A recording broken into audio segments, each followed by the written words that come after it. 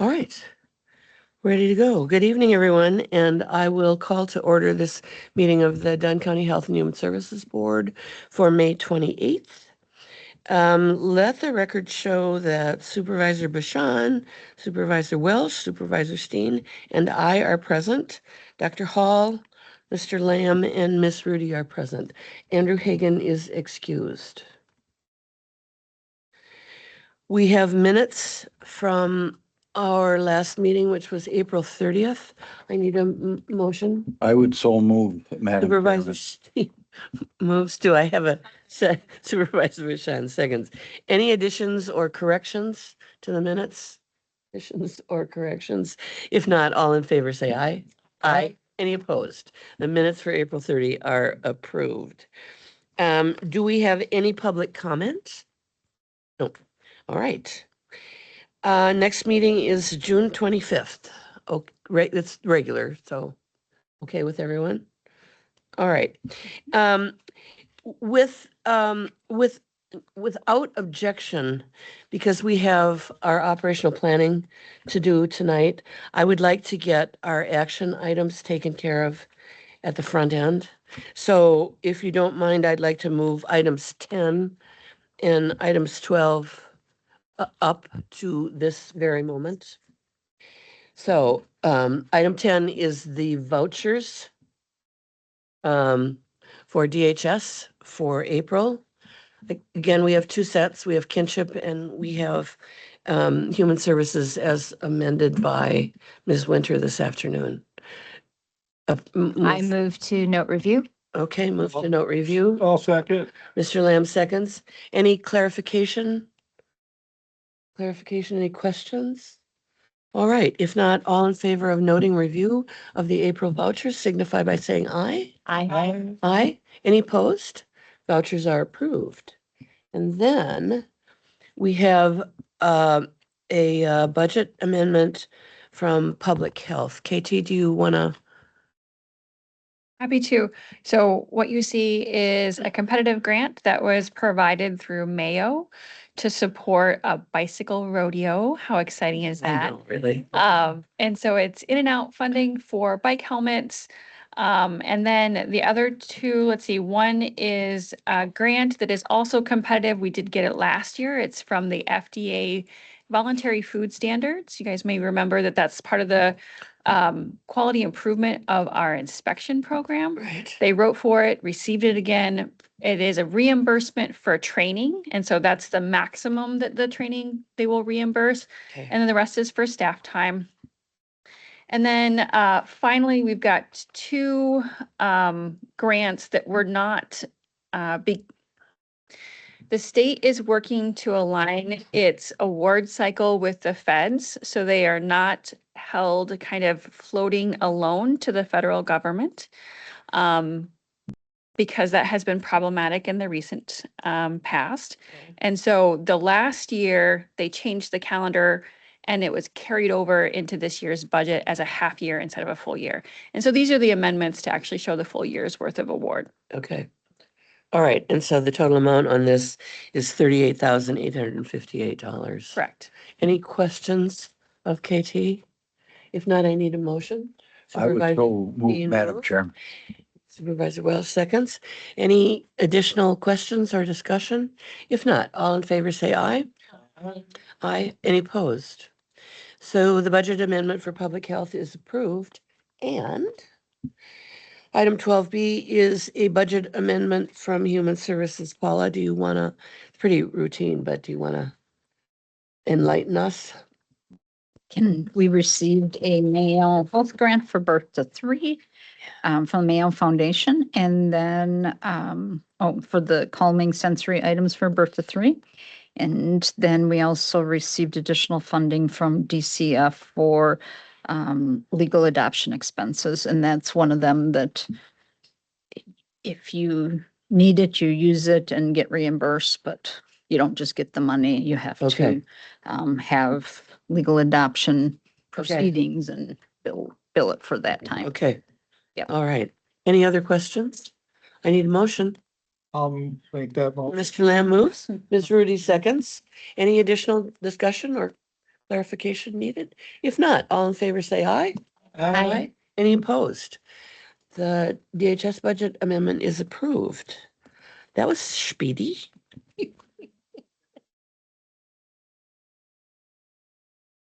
Yeah, yeah, yeah. Now we move to this item at the request of the chair from Milkweed Alliance. Paula can probably fill in more details, but Milkweed Alliance is a nonprofit organization. They run the Monarch House, which is the second day. This is all peer run services. I'm not entirely sure how they're funded. But anyway, peer run. So Monarch House, which provides a 7-day overnight stay for a person with substance abuse or other issues. They also provide the Kaleidoscope Center, which is in the sort of the parking lot of the Manami Food Co-op, where Hive Hollow used to be, which is open, I think, from 7 to 11 every day for drop-in services and activities. What the letter said, apparently someone from who was finishing up in leadership Menominee is working with them to improve their website. And they wanted to know if the Department of Human Services, if Dunn County would be indicated and listed as a partner. Along with public health. Along with public health. Okay. All right, both of you. And KT reached out to Corp Council because we weren't sure if it would be looked at like we were supporting them as a Yeah. provider versus other peer providers in our community. And so we wanted to Yeah, look I have at some the concerns about that. legality of that and how that is. What they want to do is put on the website that we're a resource for people with mental health or public health needs. And have that, so that was kind of the gist of it. KT talked to. Can you or fill had us in on what Corp communication. Council had to say about this? They said that it could be, and I can pull it up to read it to you, but it could be at the direction of the board allowable. It's not necessarily an endorsement, but we would need to make sure that that language is there, but that we are a community partner. We have strong participation in Health Done Right from their group. And I guess it really is up to you, but it depends on how it's worded, but that if this is a community partnership, then it wouldn't necessarily be an endorsement. Go ahead, please. Also, I do know that the Criminal Justice Coordinating, whatever, CJCC. yes, has also collaborated with them and is coordinating with them for peer support for inmates as they leave prison, also as they leave jail. So Okay, they have an interesting. agreement with them also. And are they listed on the website? I don't know. Okay, That I don't know. okay.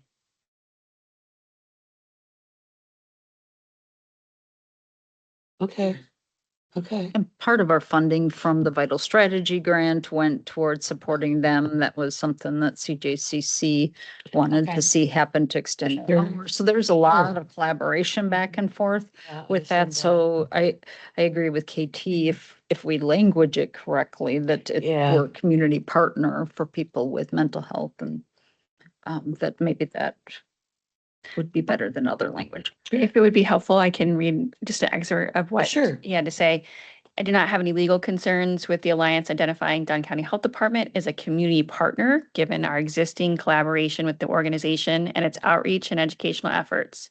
So not Dunn County as a whole, but Dunn County Health Department, and again, as a collaborating Human partner. Services. So, okay. Mr. Lamb? I was just gonna say, I don't see any problem with it at all if it's listed that way. I know it's not really an action item tonight. No, it's not. So, but if something needs to be done and brought back, I'd be in favor of it. I think it's a great idea. It lets people know that go to that organization, which I'm familiar with, where other resources are. So it's just another Okay. way of getting this word out. So, Yeah, no, it's not an action item, but I would like to know the sense of the committee. How you feel about it, Dr. Hall? So I guess as was mentioned earlier, there's a little bit of a concern if it looks like we endorse one organization over others or not do the same thing for others.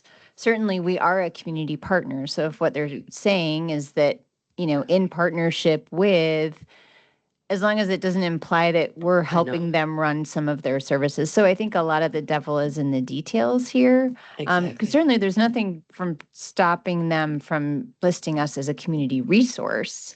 No, that would be Which fine, that would actually. be easy and doesn't have any of these potential concerns associated with it. So I guess I'm a little curious why the push to say we are in partnership I know. with each other.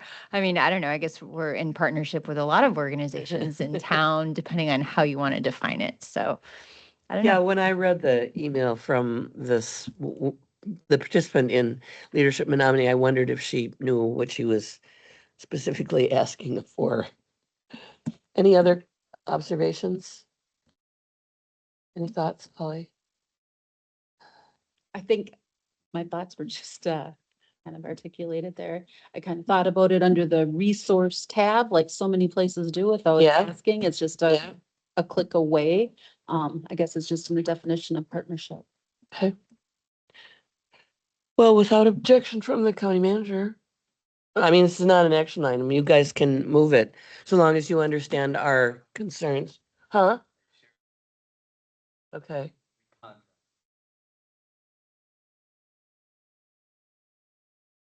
That's a pretty significant difference, actually. So can you set it up in such a way that we are listed as a resource? I can reach out to the individual that requested that language. The health department does partner, and so I think that maybe is potentially a difference, but I definitely see the concern about partner versus contract. Mhm. Why don't you see what you can do and bring back to us? And we can deal with it as an action item. And if there are other concerns, share them with us. All right, moving on. Because we're gonna do operational planning, I asked that the staff reports be brief today, so you have written reports. And hope that you've all had a chance to go through them. They're excellent as always. So we'll start with Greg, Veteran Service. Good evening, everyone. I'll start with the financial report. Nothing significant to report. Also for activities, I'm going to give a little bit of May Memorial Day. There's a lot of activities going on, and Yeah. hopefully everyone enjoyed the nice weather and appreciate that. I'll maybe share some photos and stuff from a variety of events that happened at next meeting.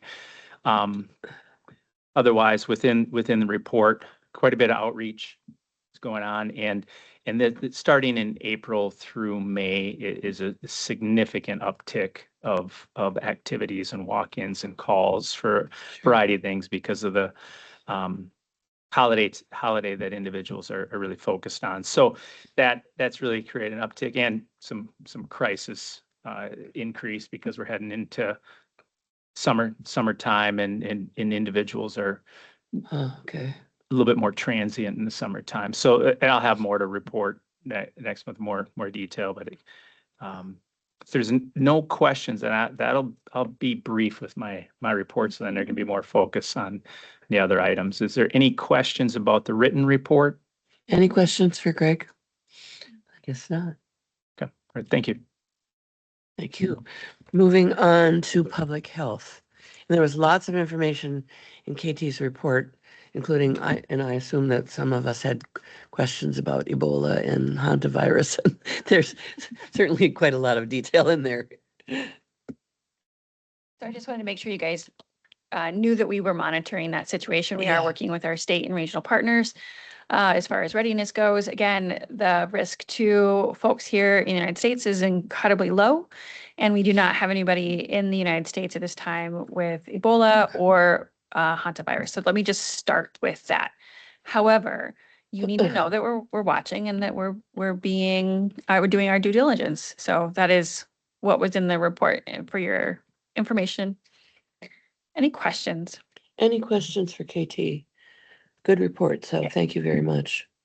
All right. And Human Services.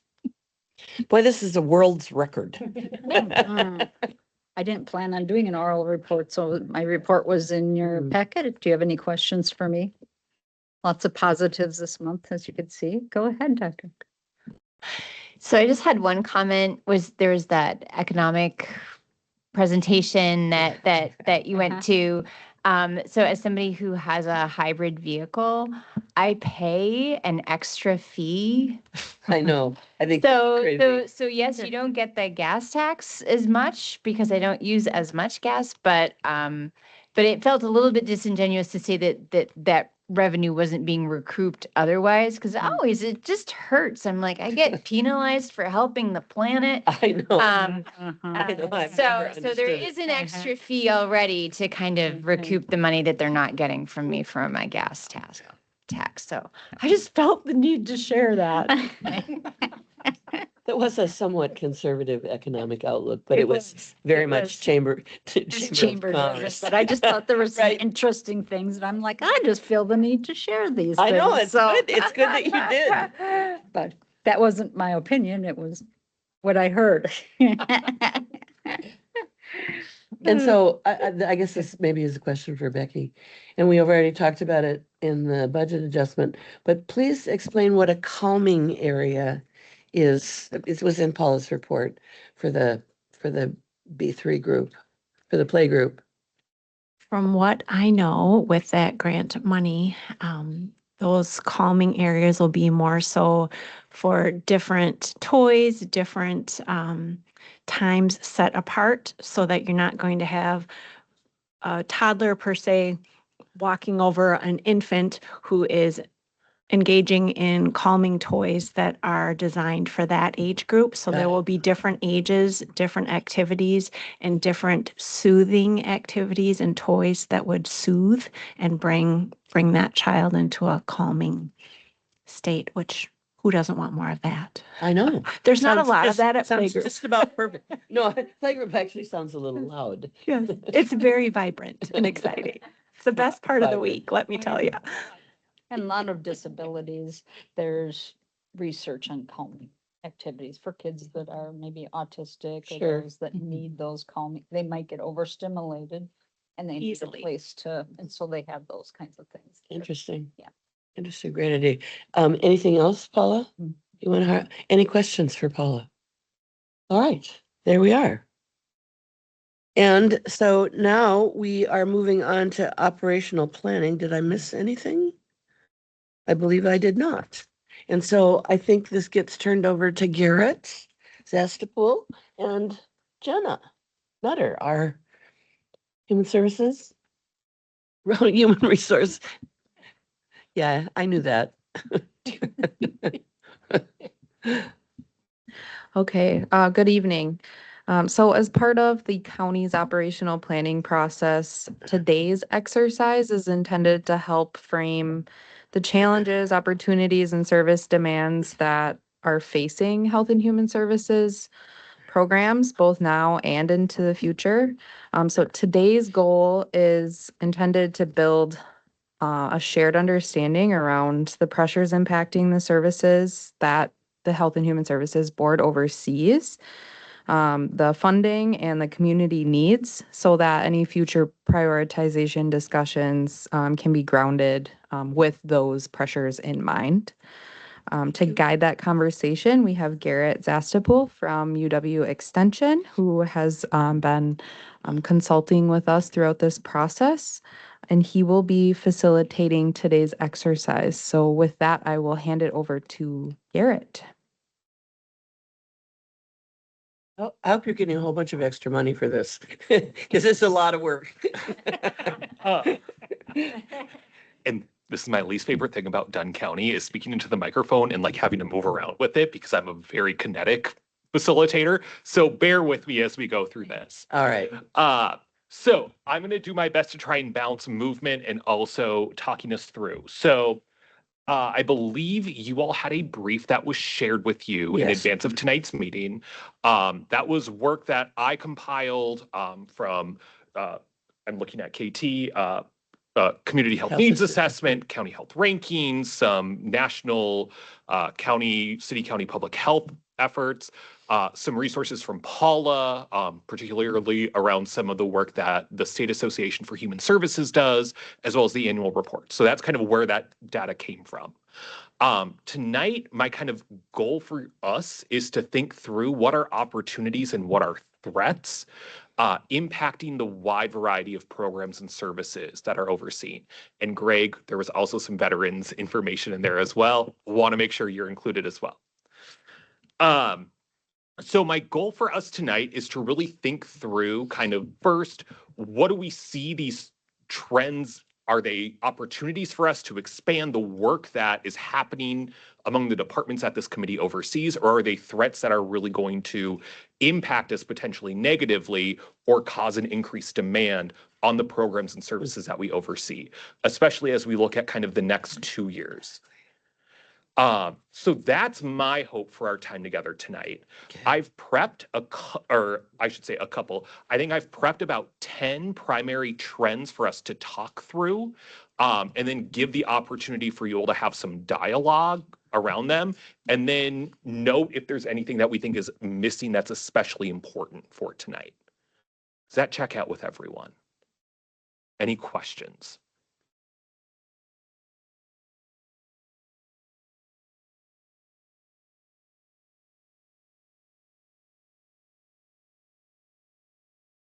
Would the committee, We would like. Yeah, yes. there's your Yes. answer. Yeah, yes, both the committee and the staff. I want us to have input to this very much. All right, y'all. So now you get to see me at my absolute worst with tech. All right, everyone can see the slide? Okay, I'm gonna go off mic for one moment. So what I'm going to ask us to do is think through each trend and do a quick initial vote as to whether or not we think it's a threat, an opportunity, or both. So I have green is going to be both, threat is blue, and opportunity is yellow. Is everyone with me? Gotcha. I'm like, we're going real. Yeah. That works. It's both voting, but I also want us to engage in conversation with each other, because I think this is really important as we think about the breadth of programs and services that fall under y'all's purview, and what's going to impact us looking ahead. So the first threat, trend, whatever we want to call it, is under our social, which is our aging population. So roughly 30% or a little over 29% of Dunn County's population is over the age of 55, and it is growing at the same time as we look at kind of the larger demographic tables. We're likely to see a population decline of about 6.5% by 2050. So the question for you all is that an opportunity, a threat, or both? And I want you to hold up your cards. So yellow for opportunity, green for both, blue for threat. In both, I see lots of green. I'm curious for our folks who are blue, would you be willing to share why you think it's more of a threat than an opportunity or a both? I'll say it this way, as I'm sitting here and just seeing that for the first time, my first reaction to it was, boy, I don't see the opportunity there at all. But that's initial reaction without. Oh. Who needs paper? Here, there's my stack. I'm sorry, Gary. So he failed to vote, did he? You're Right, Peter, to have the right color? Just don't give him scissors. Okay, so the initial impression being really, oh, this is concerning given this, Yeah. these trends. Yeah. Who else had threat?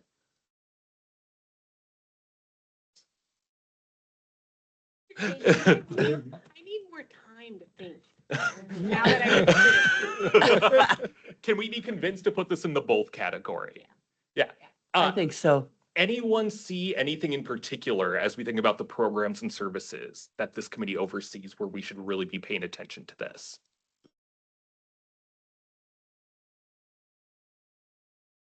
So just speaking to some of our programs, we have programs that are really geared towards very young folks and programs that are geared towards very older folks.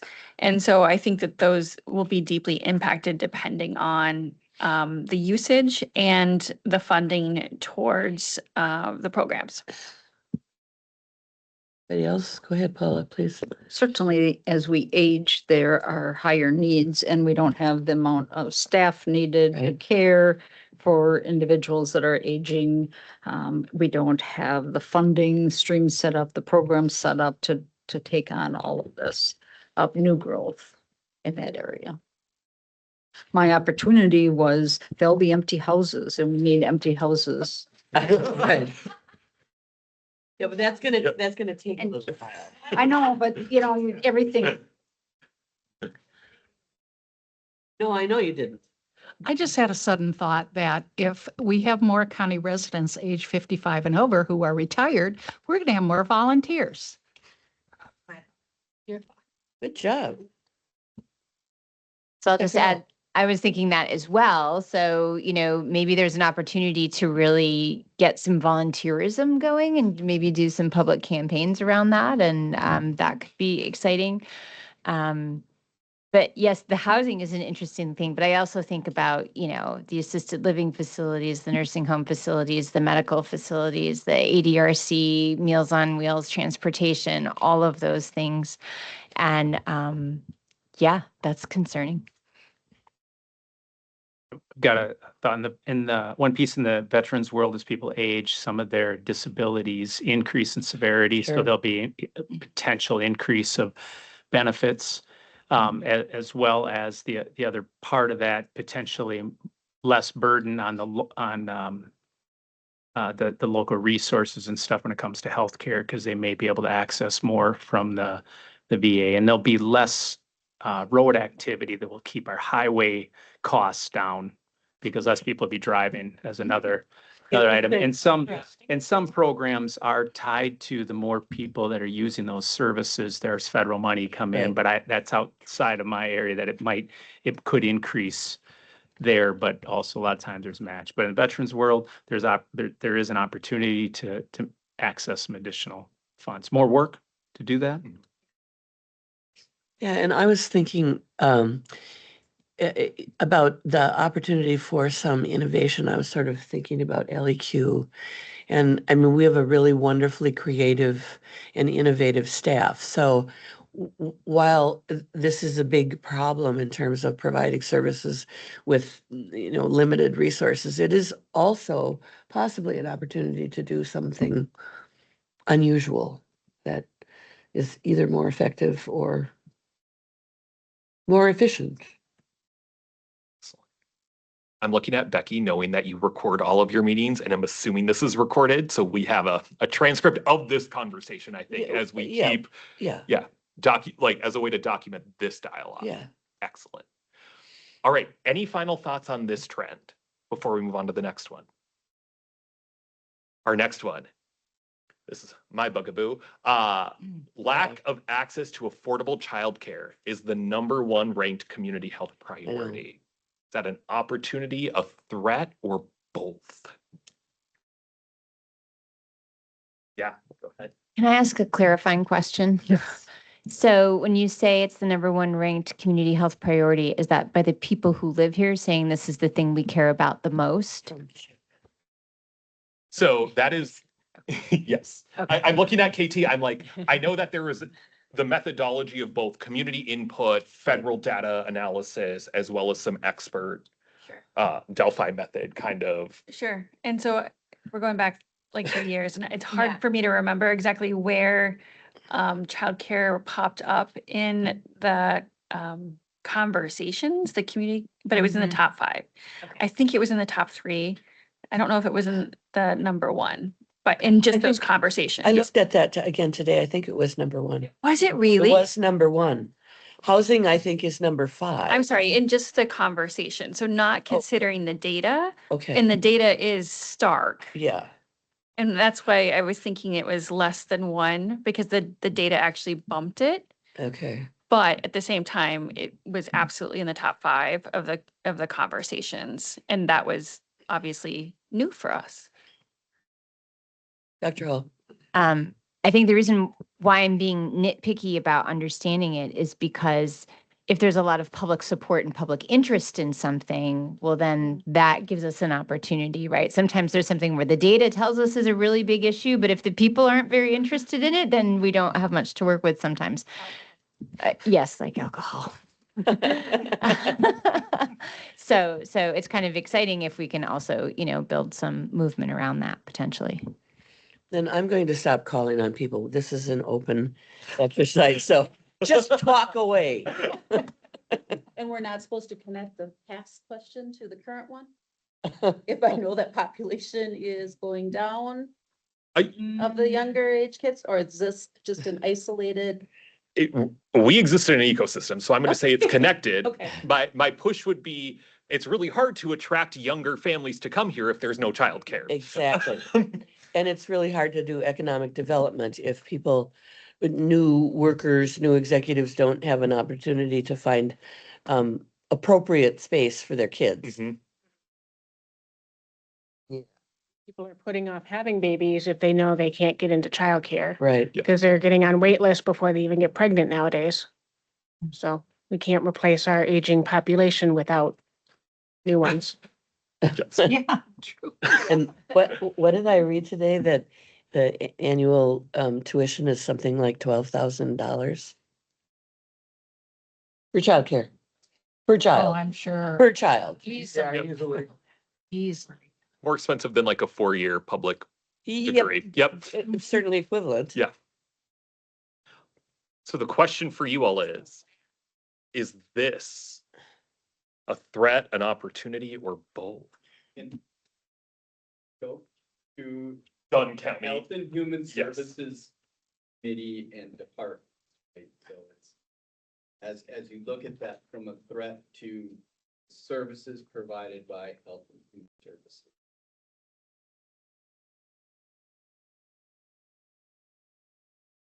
You want to say some more about that? Into the microphone. Yeah, I mean, make sure that we understand what's being asked for here. Yeah, so what we're looking through, and as we go through this activity, it's very much related to your scope and the oversight of these departments and the services provided by these departments. So when we're identifying threats, so these are threats that are out there in the world, right? Right. But we're really looking at that as, or threats or opportunities, whatever they might be. But you're really looking at that within the scope of the programs and services provided here. So you mentioned economic development, Diane, which economic development is not necessarily. I understand that So, perfectly. yeah. So that's all, that's what I just wanted to. Okay, thank you.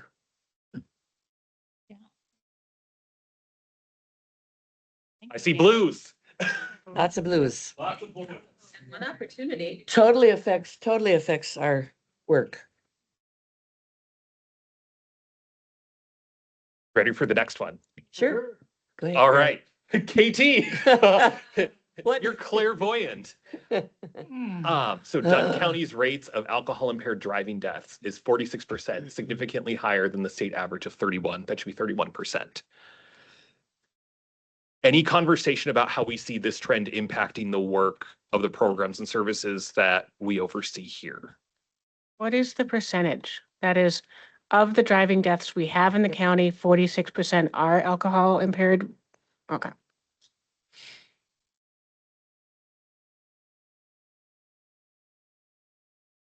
And we have really limited resources for Can I, mental health services. Go ahead, Bill.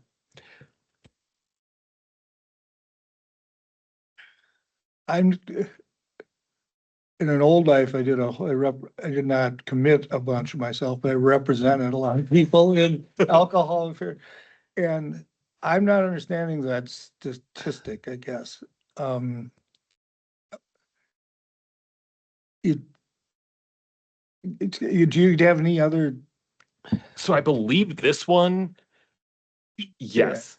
In that, driving fatalities, 40, or so out of our driving fatalities, 46% of them are alcohol related. Okay, now I got it. Whereas within the state, it's 31% of driving related, or, yeah, So about half. yes. Yeah, And I have no idea how many traffic fatalities. that would be my question. Yeah, yeah, exactly. What's the N here? I don't know then, but I would say that Wisconsin is also higher than the United States as well. Oh, sure, sure. But this would be deaths caused by someone else who is impaired, hitting someone not would count as an alcohol impaired. Both. Or, It could be both, yeah. But yeah, both ways. yep. Both.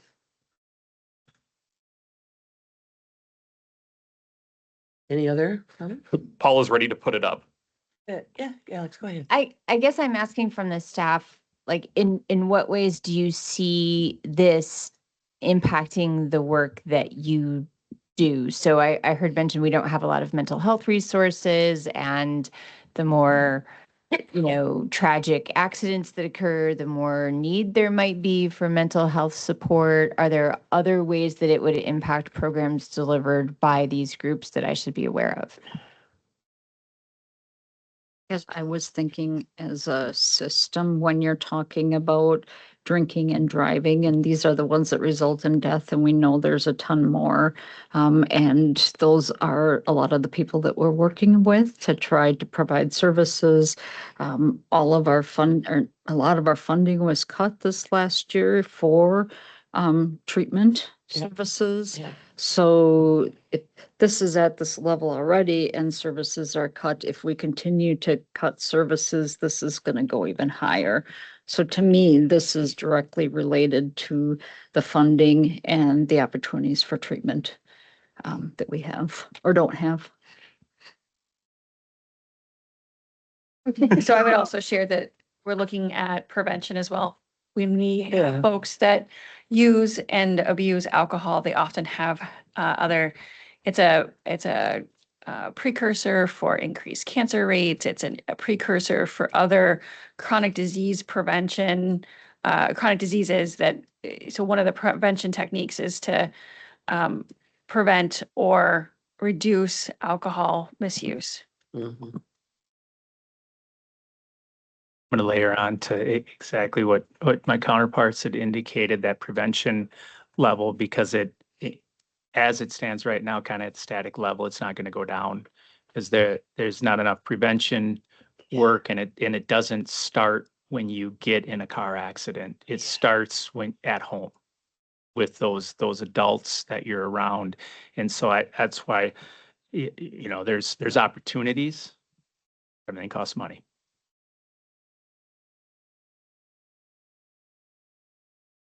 People have any final thoughts? We Is ready? my final thought. Is there's nobody, and I'll just use an example, when often people come in very intoxicated in our office, they want to go to treatment today. You cannot get into treatment today. And nobody wants to detox. You have to take them right into an emergency room. And so those certain, and that's, it's the system could be better. So I just put that out there as a challenge.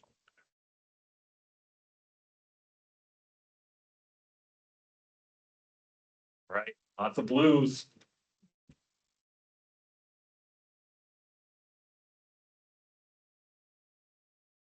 Next trend, emerging virtual health and AI tools. So we're thinking technologically, like ambient listening for nurses, could reduce provider documentation, burnout, and bridge rural care gaps.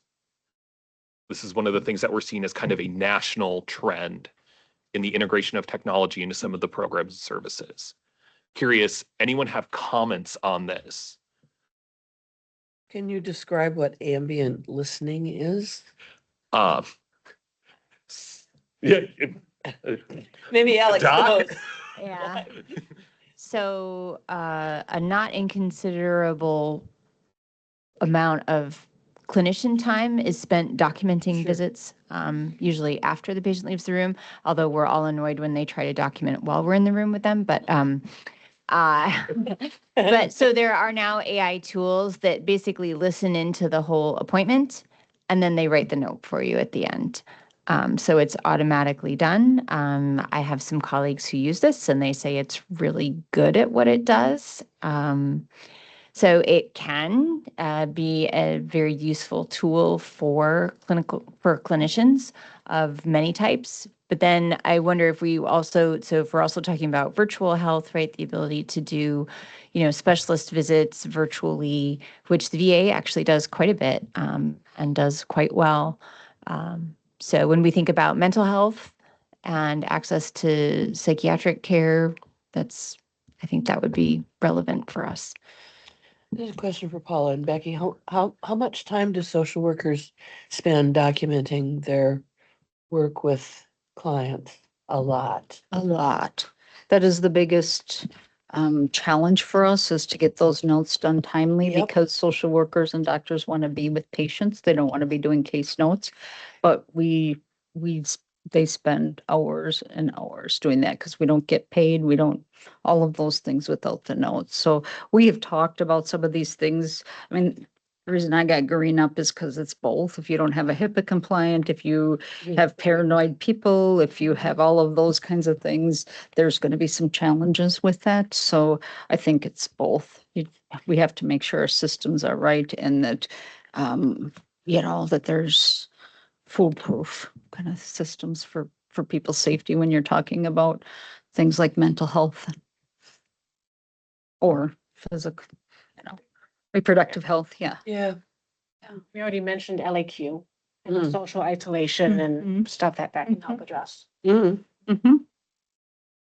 I was just in a meeting at the Veterans Health Administration in Minneapolis, and that the new tools for their doctors. So they're expanding primary care time because of using those additional tools, and they through their pilot projects, the accuracy is better than the notes because there's less of a chance of an error when you're trying to do your notes later on. So, and that's being rolled out, but they're increasing the time spent with the patient up to 2 hours between the other services that come in. So yes, I'm very interested in seeing how that works because they might be able to have a higher caseload, honestly, with that.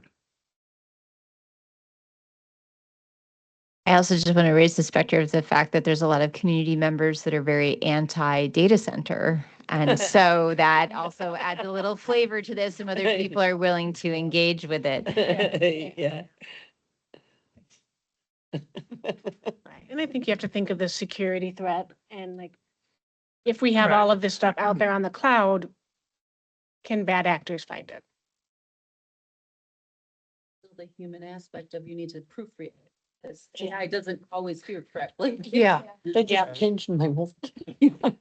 But I think that having it out on the cloud, I think that's even a threat now, though. Oh, yeah. So I don't think this is going to change that necessarily.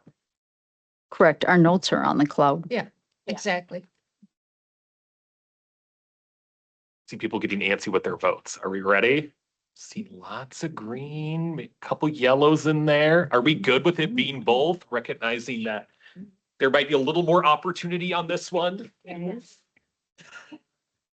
Yeah, I was gonna vote yellow until my colleagues educated me. All right. Next trend is our perennial favorite. 12.1% of private wells in Dunn County exceed EPA nitrate standards, primarily due to agricultural runoff. Any comments on how this impacts programs and services, how we see this trend impacting the work of this committee and its oversight responsibilities? So I think that this might just be a health department thing, quite frankly. So when we look at water quality with nitrates specifically and bacterial contamination of water, we're thinking about communicable diseases. We're thinking about impacts to infant health that are formula fed with high nitrate. but then we're also thinking about the places where we live and this being an indicator that we can measure where there is environmental contamination. And maybe it is kind of a canary for other environmental contamination causes. That being said, I don't know how it would impact, other than where you live makes a difference in your health outcomes, other than the health department. I think long-term, you got kids with disabilities, you got the kids in birth to three, all of that from some of the chemicals that, I mean, we can't prove it, but you can connect, so in a roundabout way. Thinking about the health department and the water lab, does this give you more opportunities to have more interactions with Dunn County residents and more volume for the water lab, which we could make so that it is self-sustaining financially, perhaps? Yes, but that's a horrible way to spin that. Fair. More business, but then they love the water people. I mean, they're just such a nice representative of the county. When they go out and do their inspections, people have been very pleased, and it's been a very positive look at your county working for you. Our inspectors are amazing Yeah. and lovely. And so, yes, we have gotten some really good feedback on that interaction. That is not the silver lining that I necessarily. I'm just trying. Good job. Okay. Any other comments? Or are we ready to vote? I see blue's going up. Opportunity, threat, or both threat. Oh. There's money to be made on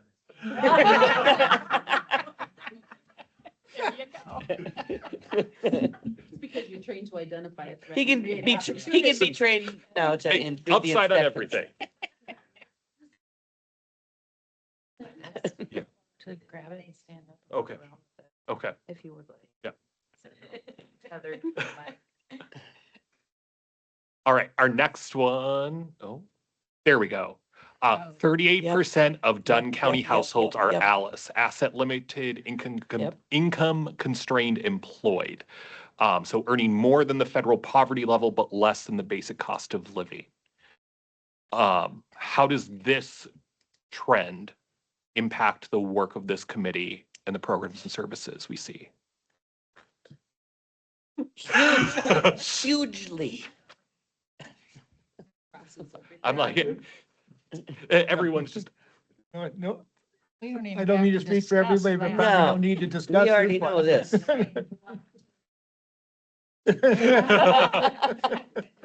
Oh, man. Yeah, right.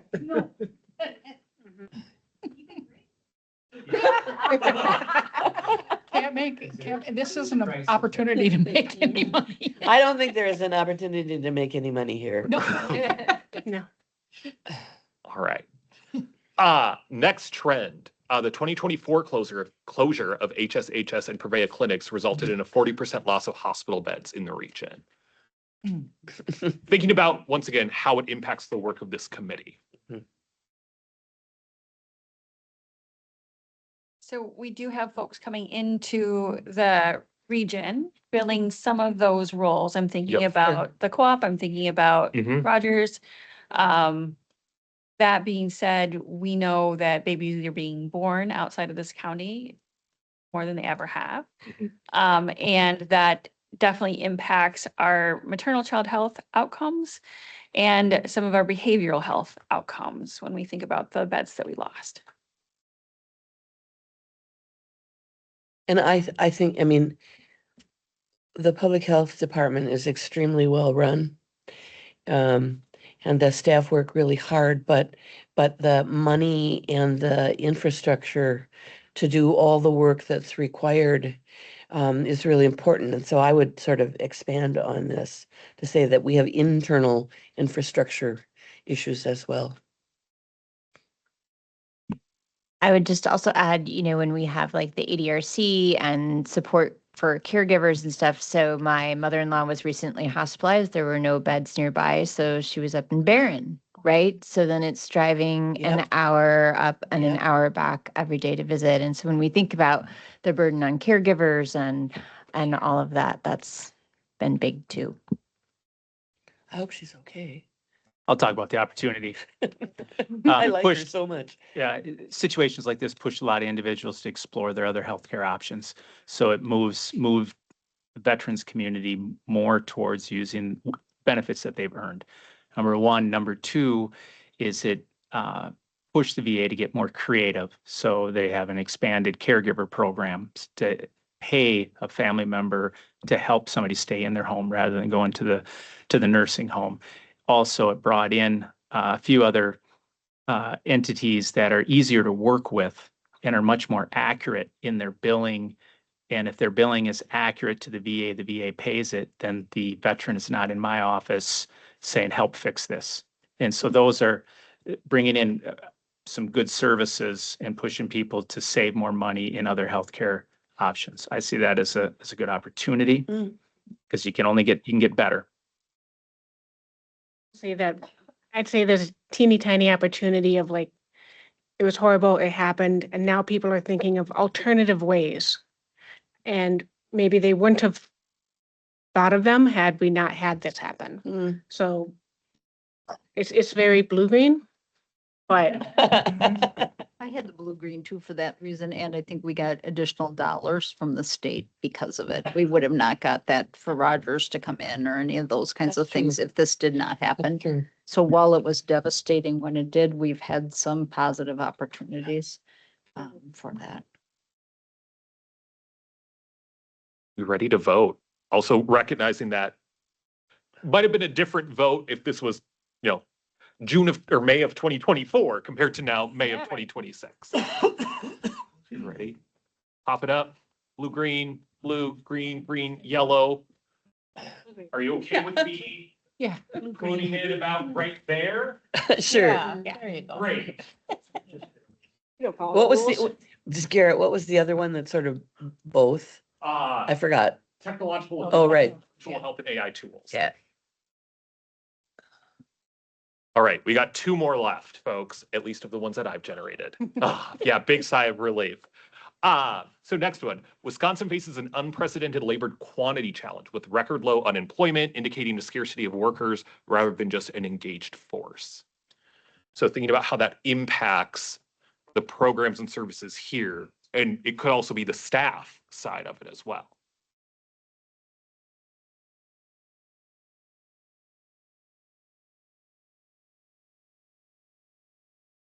That I don't know. Yeah, this is statewide data. I haven't seen anything locally.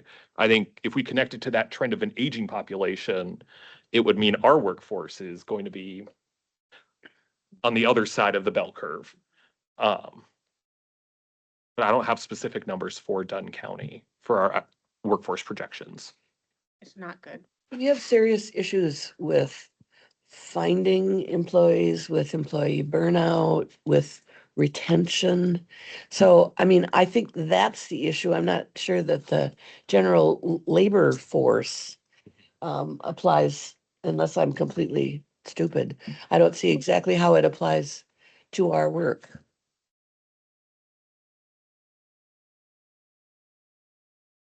Specialization. Sometimes there's, coming from a rural community, it's a hard time, if the jobs are all in Menominee, it's Well, hard it's to true. get some of our True. rural people, transportation wise, daycare wise, to get to those jobs. Yeah. Or they lose their medical assistance as a result of Oh, working, yeah. so Yeah. it's kind of double edged. They become Alice. They become Alice, right? In the veterans world, the state of Wisconsin's incentivized military service members to come to Wisconsin. So that's an opportunity. From that, there's certainly a shortage. I'd like to know the definition of the labor force, because with the aging population, I think the labor force, that definition may be expanded because more individuals are seeking employment because they need money. But the incentivizing veteran population to come here by decreasing certain educational benefits and also with additional property tax benefits, that brings in some of the workforce. We could also say this one just isn't relevant for the work of this committee. I think it's relevant, I think it's relevant for our own staff. But I don't think the larger labor force issues are, yeah. Does it mean that it's easier for people to find a job, so they're less likely to need economic support? So it might reduce Uh. demands on that dimension of human services department? Although I have a lot of comments from people that exactly what you're saying there with, I have a job, but it's just enough to put me over. And so now I don't have any health insurance, which to Sure. me, that's one of the threats that should be up here is that a ton of people who lost their health insurance and are Yeah. playing it's Russian worse. roulette with it. Yeah. Yeah. So I think that is more of an issue. How's it defined? That you have a job, or is it that you have a Right. living wage? Ugh. Yeah, well, That's talking unemployment, not underemployment. Can you afford healthcare? and the data in our housing studies suggested that of the 10 largest employers in Dunn County, 50% of them do not offer what, even when it's at $17 an hour, do not offer a living wage. Data on how many offer benefits? No, I don't, she didn't include those data. But I'm sure they don't. I'm sorry, where was that from? The housing study, Oh, the house- 2023 housing study. There. Yeah. Is this not even worth us considering? I see, we got a blue. Ready? Threat or not worth considering? But again, I think the question is this related to our programming or our staffing? I see it in my staffing. I don't necessarily see the impact to my programs, but I don't do economic support. I don't do some of the other programmings where it might touch more directly. If it was about our staff. But if we're then talking I to think- staff, is that also more HR side? Which wouldn't necessarily be us. So Jenna's here.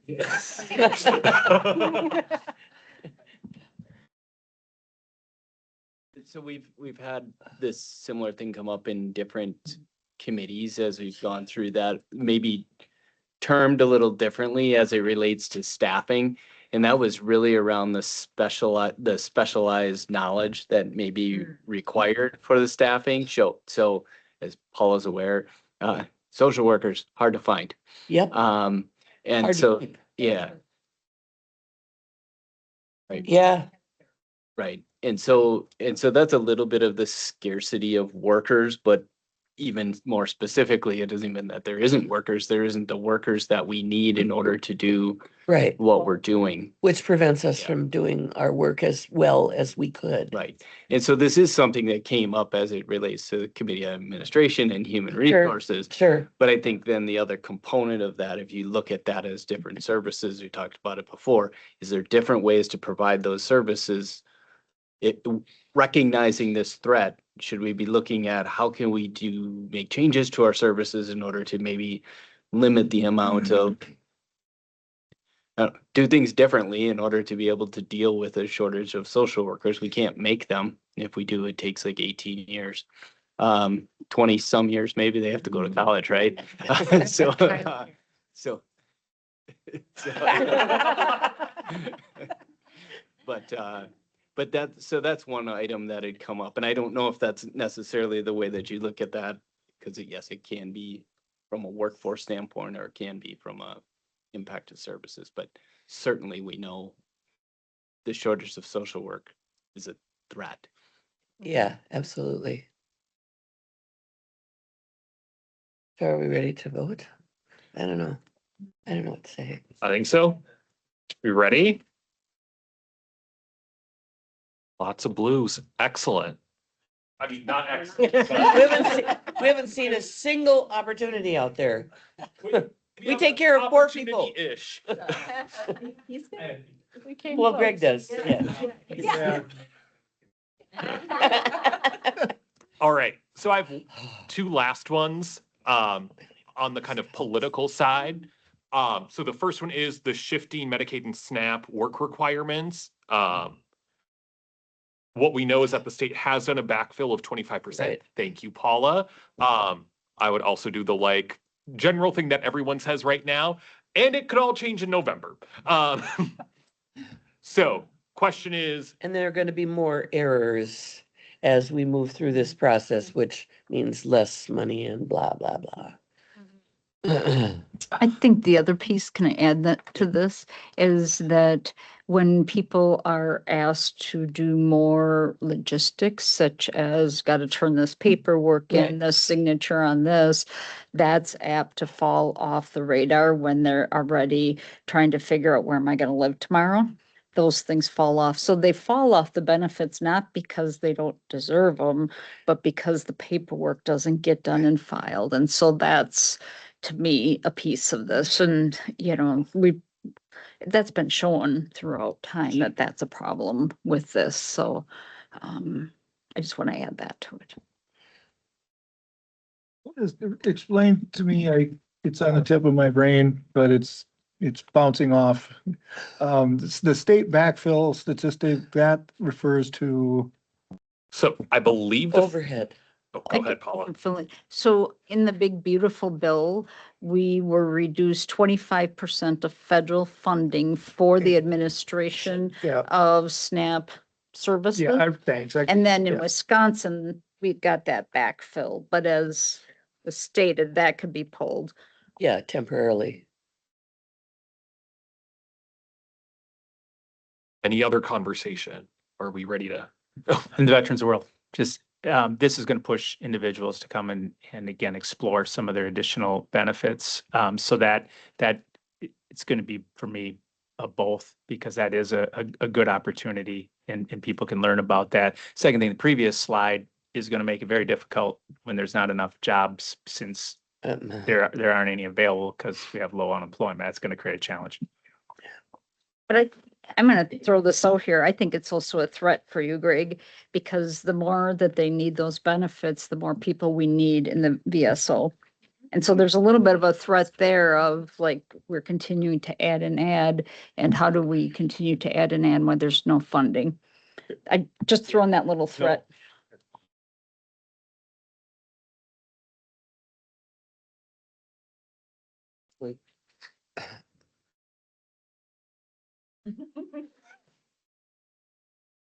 Well, it's good to have an optimist in the crowd.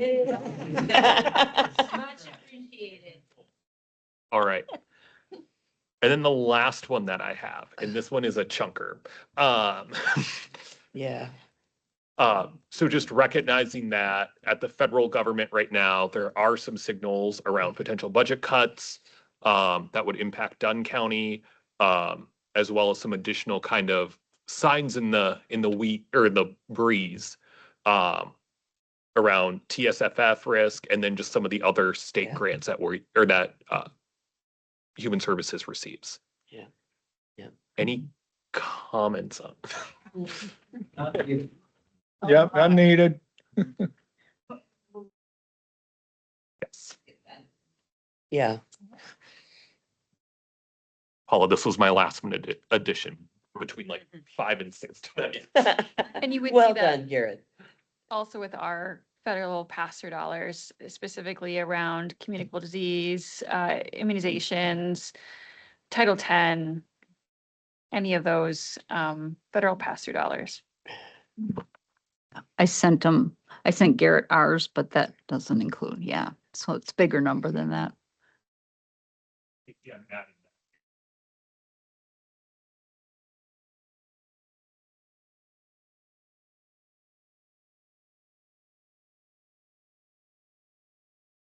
all right. So now the question is, are there any trends, opportunities, threats that this committee needs to consider beyond what we've already gone through? Okay. This one. Okay, so I wrote it down. I wrote down health insurance coverage, just kind of broadly. Is there anything specific within that trend that we like, or that's the committee would want to focus on or get more precise about? Well, I think the high risk of it to us is that when people don't have health insurance and they are reaching out for services, that means the county then pays for those. They're hospitalized, they don't have health insurance for mental health, we're covering that. They come to our mental health clinic and there's no ability to pay, they don't have health insurance, we pay for that. I mean, I think that's a greater risk. I mean, to this department or board. I mean, there's lots in the economic world of hospitals then and insurance premiums and all of those kinds of things. But when you're talking about our services, right. Yeah, I was doing my own little SWOT analysis this afternoon, and I'll piggyback on Paula because as we look at the potential of federal cuts, we look at the degradation of SNAP benefits and other kinds of things. What happens is that people run out of options. They then have to make use of other county services, or they engage with other county services like law enforcement. And I mean, it's the provide it now or pay the really significant cost later. And I think in this whole discussion, that needs to be top of mind for us. Like if they don't have a doctor to get their private bits tested, then they might need to come here or. Exactly. Or they may not. Yes, get go ahead, done, go ahead, and then Gary, just jump in. quite a bit. Well, I think another thing that we should consider is the big beautiful bill. A lot of that impact was backloaded. It's just coming to fruition, if you want to say it that way. And that the impact is going to be more and more harder on the people. And I think we have to keep that in mind. And I wish other people would too, but I mean, because it's going to get worse. And maybe I'm not as optimistic as you, Greg. God bless your young soul. I see everything as a threat to what we do. That's what I see, because the Wish funding, we all did. the funding drives everything. So this is all a threat. Well, everything we're talking, in my estimation. And that's going to hopefully not strangle us, but it's just the way it is. So. The other thing about no health insurance is the use of emergency rooms for your Sure. primary care. I mean, that is hugely expensive, and emergency rooms can't turn people away. So that's incredibly inefficient and Mm. And I think it ties right back into Paula and her services, because if you can't afford your medication for a child or adult with a disability, let's say, it causes more family stress issues. Yeah. Yeah, it's the sort of the providing service now versus what the long-term effects are. And I just really think that that's not clear what we can absolutely do about it, but it's something that this committee really needs to keep in mind. I think about most, if not all, of the services that the three departments provide. I look at 5 years, the impact really truly hits 5 years down the road with not having the health insurance, and people get a little bit more desperate. Then there's going to be more placements. There's going to be more substance abuse, and so to have an immediate impact, I in the world I'm in, like to focus in on creating and having opportunities available when a person is ready to treat something. And that can be any condition, because sometimes people go years without treating a knee condition. And it can relate to substance abuse, because the end result of that is a bad accident, death, suicide, which impacts generationally on that family. And we should talk to employers as well to try to offer individuals adequate health insurance, because I think if I could be corrected here, I believe we are in the highest cost area in the country. Is that correct? Yeah, and big question is why? Do we have more money? No. I wanted to, as I went through this list, one of the things that kind of came to my mind is increased cases of mental health disease Mhm. is something that's Yeah. not up there. For sure, for sure. Mental, yeah, the mental health issues and the lack of services available in the region for mental health, it's really a significant issue, I think. And crime, I mean, Sure. crime is gonna. I don't have any hard numbers, but just for the cost of it, knowing from my day job, we were unable to even get a flat rate plan for our employees because our provider was just like, no, you're gonna have to pay by age. They wouldn't even offer it anymore because of the usage. And we just had one person that had an issue and they're just like, nope, we couldn't even get something anymore because they weren't providing it. So everyone has to pay based on their age and dependence ages now. You can't afford the deductible. You're kind of tied right back to them not having it. Right. Right. I would also add to what Dan said is kids with disabilities, because our numbers, don't quote me, but I'm trying to remember what this was like, 70 or 92% increase from January till May 19th in our referrals with kids with disabilities from 2025. Sure. 92% increase. So, I mean, that's craziness of the number of referrals. And so not only is it like, how do we get services to those children, but it also is like, how do parents work? How do they, exactly. all of those things that come with that, because it's hard to find a daycare provider for kids with disabilities. It's hard to be called, to be able to work when you're continue to get called at work to say, come pick up your kid. All of those things with, either mental health or kids with other disabilities has just really risen. And schools are seeing an increase from, I would say, 15 years ago, where you were at about a 15% of children with disabilities, to now we're closer to 24%. Wow. It does not. It's a huge jump. It's a huge jump. One of the things I wanted to share, we talked about, so Greg shared about you put off care, so talking about a knee, but also for communicable diseases, and I can bring anything back to an STI. So so when you have presentation of syphilis first go around, very treatable. You've got a sore, you take an antibiotic, you're fine. Secondary, it's kind of in your system. Tertiary, it will kill you. It actually addles your brain. And so again, if we can get people seen early in the disease process, we can prevent worse health outcomes Sure. long term. Sure.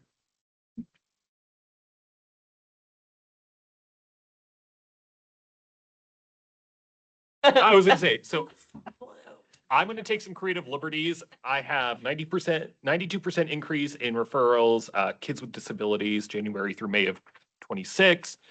Increased rates of mental health disorders and access to mental health care, and then health insurance coverage low. I assume all of them are threats unless someone sees yeah, a yeah, yeah. significant. Blues? Oh, yeah, yeah. Blues. Excellent. Bright blue, dark blue. Blues have it. Okay. Well, look at that. Oh, that's not fair. Lot of work.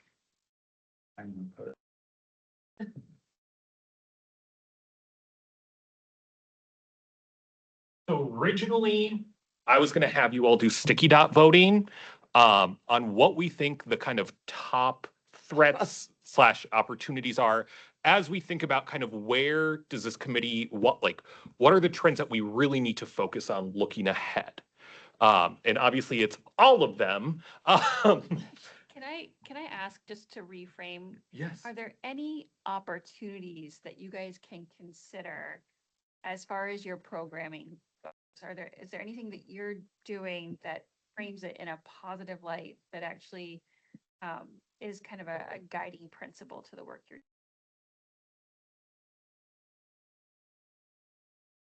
Okay, I'll start. Medical equipment loan closet. If you look through your handout, I quantified what a 1 month rental cost would be. That goes back to savings.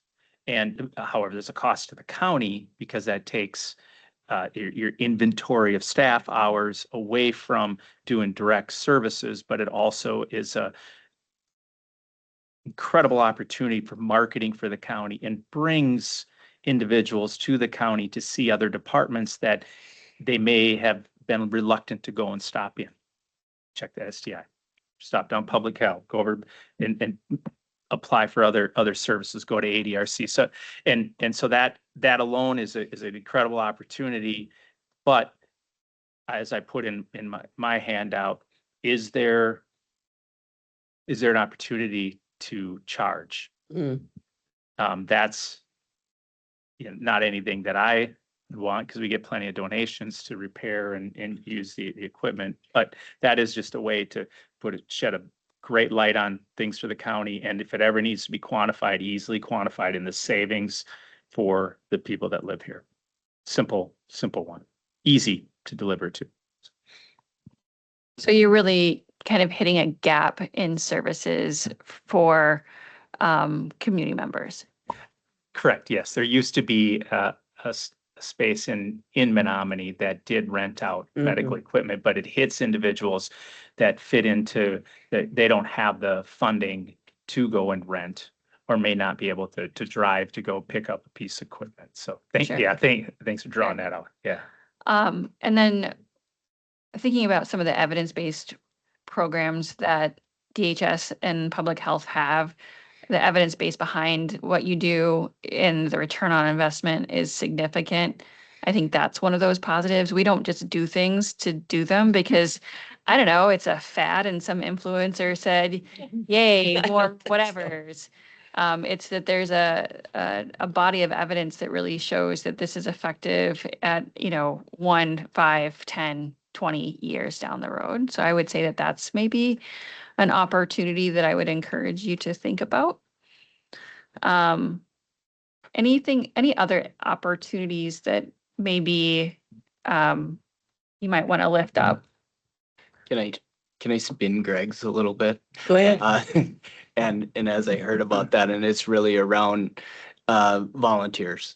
So all of the equipment that you receive is being donated, and I think we talk about the Meals on Wheels drivers and the other volunteers that are out there, that capturing that audience and putting them to better use might be an opportunity that could be looked at. I can add to that. The ADRC has a volunteer lady that comes in. I can't remember how many, do you know how many times a week?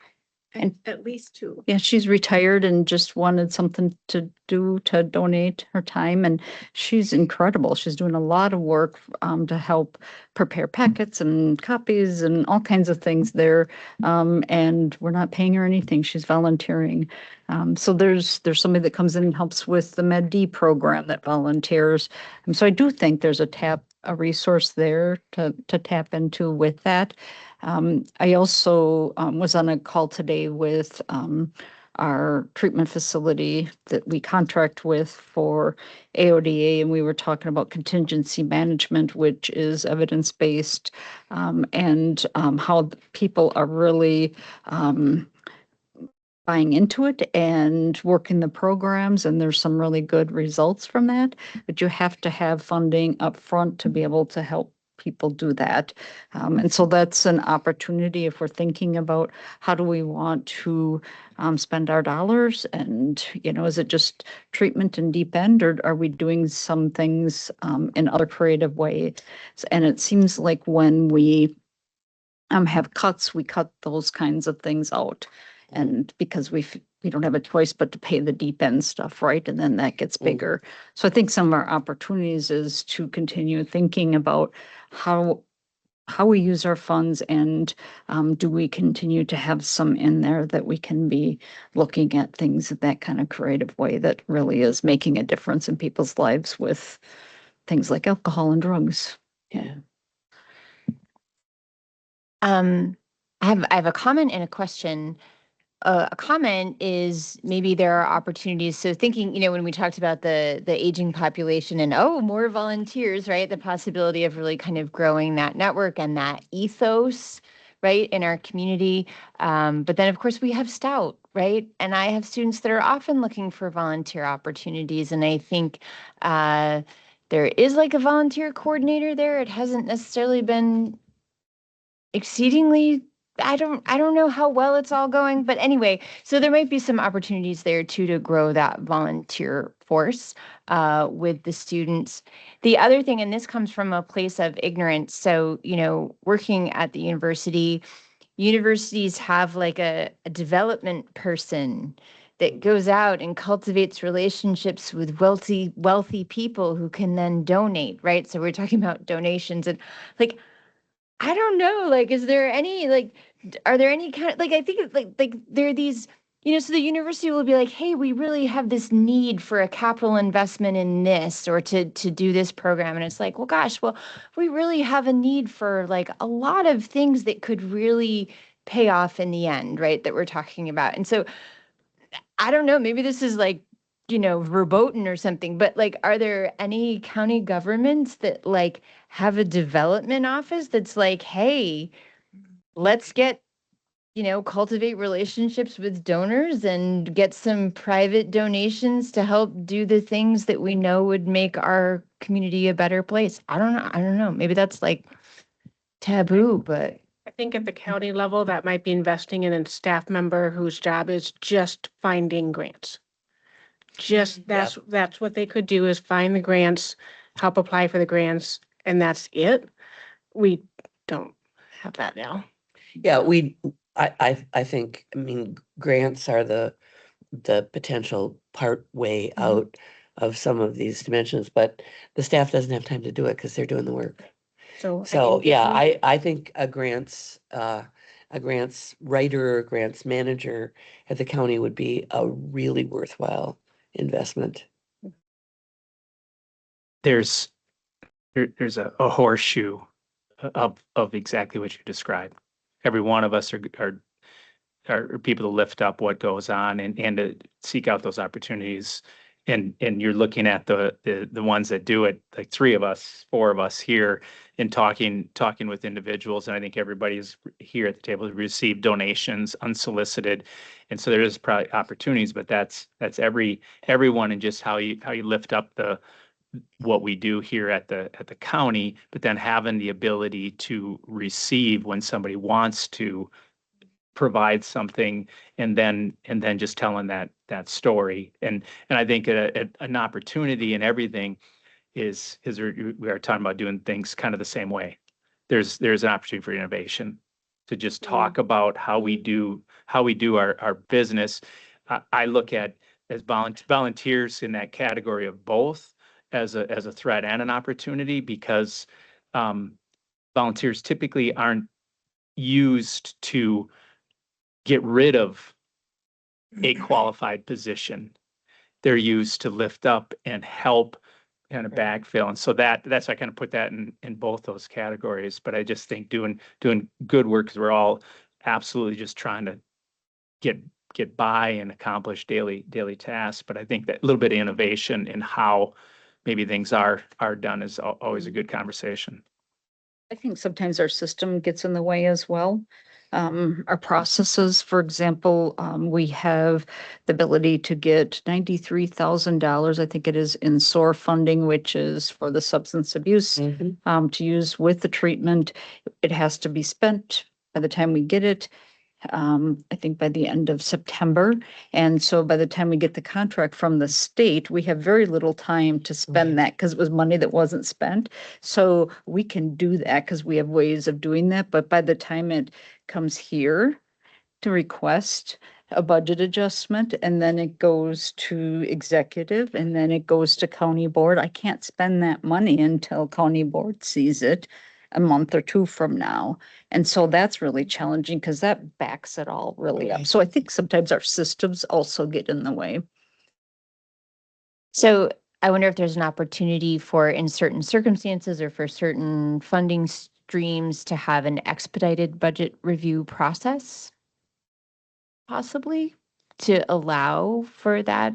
I don't know. I also had a question, you're just thinking about potential opportunities and thinking about Health Done Right and thinking about Community Foundation and looking at Cairn House and like what an amazing thing that was for our community. And so I guess my question, maybe Health Done Right is the place where that happens, but what is the forum for the county that's on the ground working with people to let community partners that might have access to resources or grant writers or donors know, like, where could we really get a lot of bang for our buck? What would be the really smart investments if you have a donor who's interested in helping our community?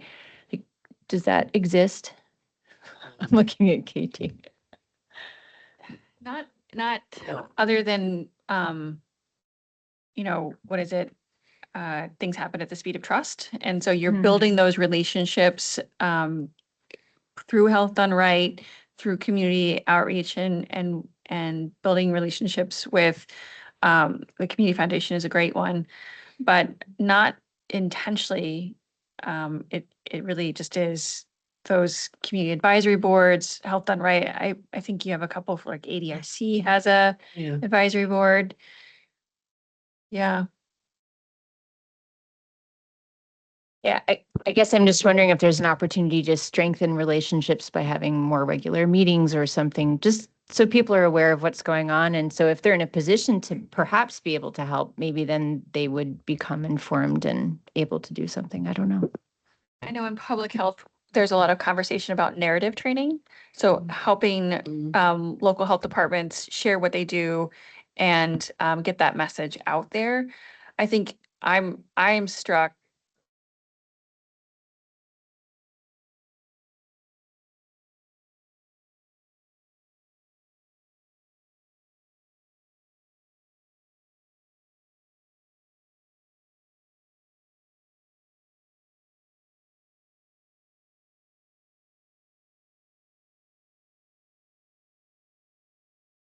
Broken. The end. It was wonderful. It was wonderful. Yeah. And I think there is a fair amount of cross-agency collaboration. I mean, DHS is regularly in touch with Stepping Stones, and so whether there's any kind of willingness to share resources is kind of another matter. Just a comment to respond to Doc's comments, which is, I think, a great idea. But just remember that all municipalities are in the same boat we are. And, your townships and your villages and your cities, your counties are short of money. And as we went through our last couple of budget rounds, we've cut down what we've allocated for Stepping Stones and other Right. institutions like that. And so then they're depending on somebody to help out. And as the economy unravels, which I'm afraid it's going to, there's less and less opportunity of other people to contribute to that. If it makes sense, just a comment, I guess. A negative one, of course.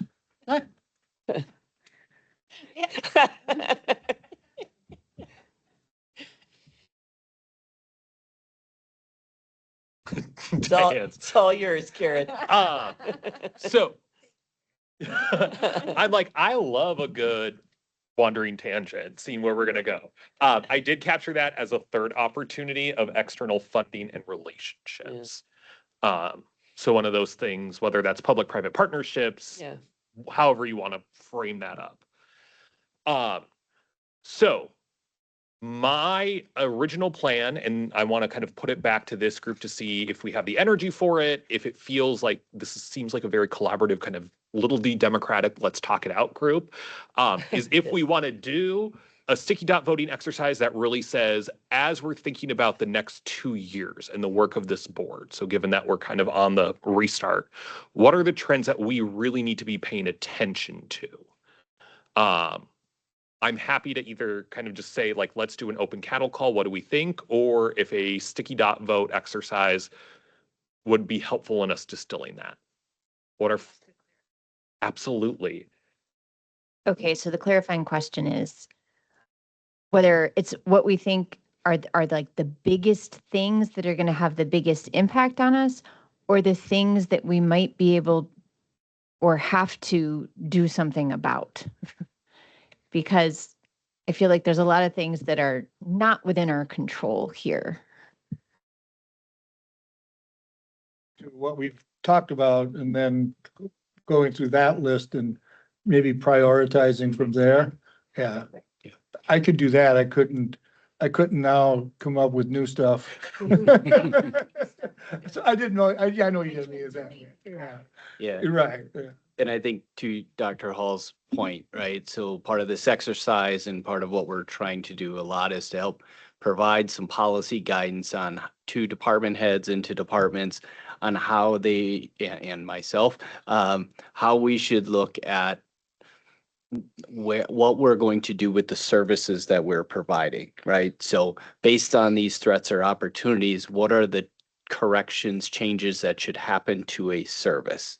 So some of these items that are Yeah, this got it. one, right? Like a service could look at that and say, all right, we need to figure out how we're going to respond to having less money. Right? So that is something that you can look at from that service. But I think to look at that and say that's the threat. So to me, the threat that we have there, the resolution to that is through our legislative agenda and advocating No, for I the pulled state. that, I pulled that right? out today.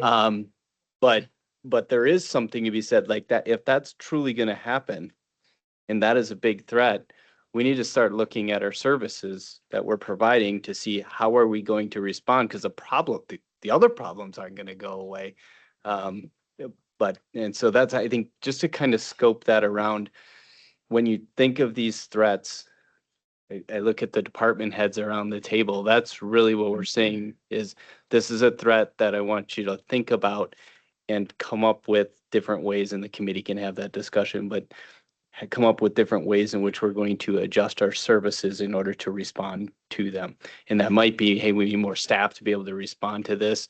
That might be, we're going to have to change our look at the different administrative processes that we have behind that, whatever that might be. But that's kind of the next phase of this work. So yeah. And No. I mean, I can tell you as we went through this operational planning, that the terminology does come a little bit directly from the continuity of operations. Something that you would do in the case of an emergency. We need to look at like what are those things that we need to think about the most as we're going forward. So if we look at like I know. virtual type opportunities that we thought all agreed could be an opportunity. Can we look at how some of those threats, pieces of that could be put into the virtual world? Yeah. You know, I'm just thinking, personally, I loved in-person kind of meetings for my staff, but when I looked at sending someone out 45 miles one way and back, that was a lot of wasted time. I love it. You get much better communication. It's not my value, but it seemed like what I had to do to make that budget cut. Yeah. So, and I think that's a good, perfect way of describing all of this, because I think what we look at is you being a board, being the policy and direction for departments is to really say, we recognize there's a lot of things that are out there. So so maybe I want you to look at this opportunity of virtual and see what it is that you can do to go about that. And I think to all of their points, like that's not your value. You don't like that. And that may not be their value and they don't like that, but it's giving them a little bit of a license to say that's something that we will accept as you move forward, recognizing that you have other things to deal with. Because continue to pound your head against the door to try and get through it is not the right path. So I look at a lot of this as you go through this is providing a little bit of that. It's guidance, but it's also maybe in some cases a little bit of license to what did I was talking to Katie about this earlier today. You know, the department heads don't go home at night and say, I provide the most basicest service that's ever been out there, right? They're looking always to provide better, and the best service that's out there. And that's why we hire them. That's why we go about this. But they're out there continuing to trying to do that with limited services and all of these other things going. So I think there's a component of this is saying, we get it. This is an area where I think you can maybe hold back a little bit, and none of us are going to like it, but this is a place that's okay. And if I understand what Garrett is looking for, it's to sort through all of these threats and come up with two? 2 to 3-ish. I don't, yeah. Mm. Or we have them all, or we say a top 5. The next step with it. Yeah, tell us what your plan is.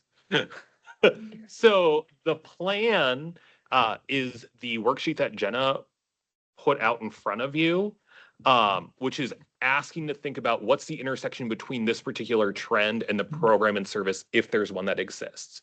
So it's trying to link, as we've reviewed programs and services, what happens next, or how do these intersect with it?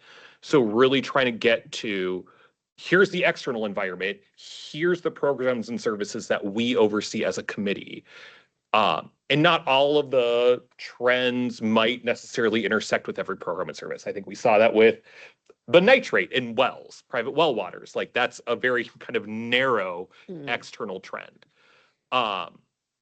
We could also do an amendment where we say, here's all the programs and services. These are the trends that we looked at. What are the trends that we think most impact this program and service? And what does that look like?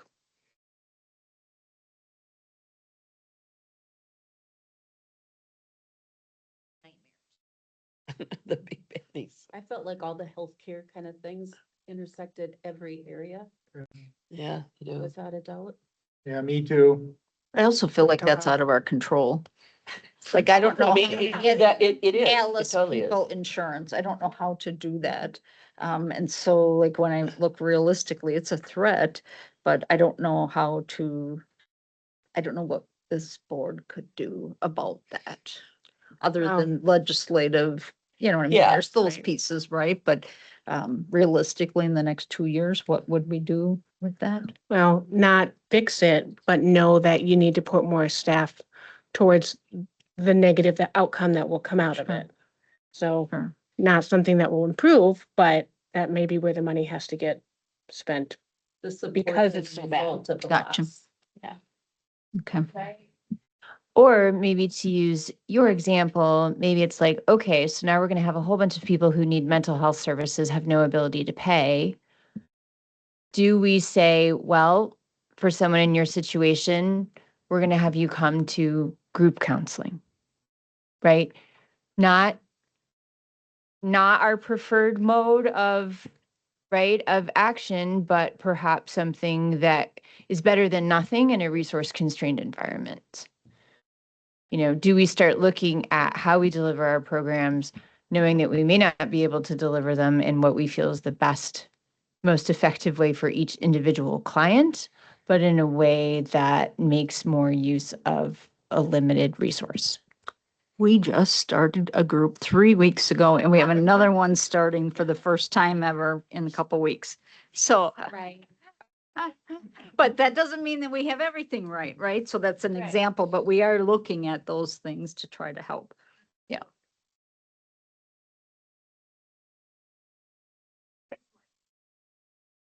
Sometimes it comes down to the why, and I think the messaging and if the why is being innovative, changing service, decreasing, that should be messaged, because then that compounds the likelihood it will get up to the legislators to then put more effort into maybe fixing what's going on. Because if it's happening here, it's happening everywhere.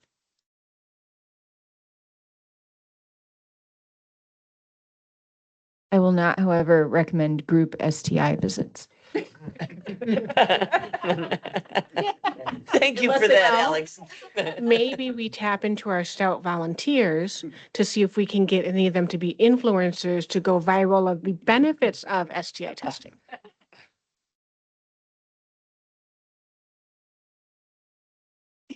Kids.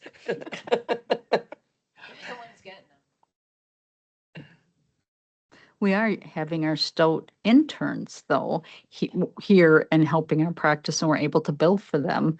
So, I mean, those are good things that continue to go on for mental health services. So, I'm stepping into your world here, right?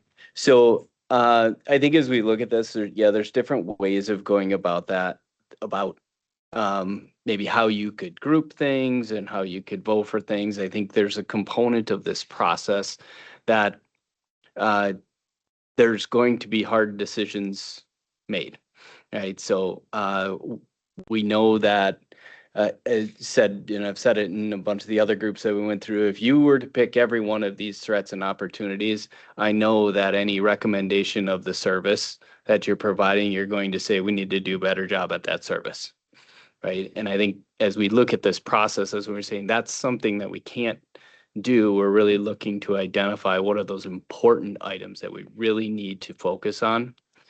And that does lead to sometimes making those difficult decisions and getting the top 2 or the top 3 or whatever that is. And as what it is that we're going to focus on. So I think as we've gone through, I think we've gone with 2. There's been times where second place was a tie. So we went with 3. Now the other part of that is, as you're well aware, so I think Committee on Admin had 31 programs. Poor Michelle had 31 programs, and Human Services has 31 programs. And It's like 35. and Plus whatever you have and whatever you have. yeah, I mean, it's a lot. yeah. And if you go through the rest of the county, there may be a total of 40. I said poor. Right. I said poor Right, Michelle. and some of them are much easier than dealing with complex mental health issues, a system that doesn't work. I mean, this is really hard. Yep. Yeah. And we've heard me say this probably way too many times, but this is a budget cutting exercise. So, that probably affects where we go from here. It's not about growing. It isn't. I think in some areas it could be about, but don't see it it. would be offset with a reduction somewhere else. Is there a way to take a look at the threats and capture the number of clients served in Dunn County? Oh God, that's so much more work. I mean, again, I don't want to like flip exact numbers. Maybe that's a hard exercise. Where do you put most of your time? Are there any of those areas that we serve so fewer? Ooh. And another area that we know we've got 12 employees doing it all the time.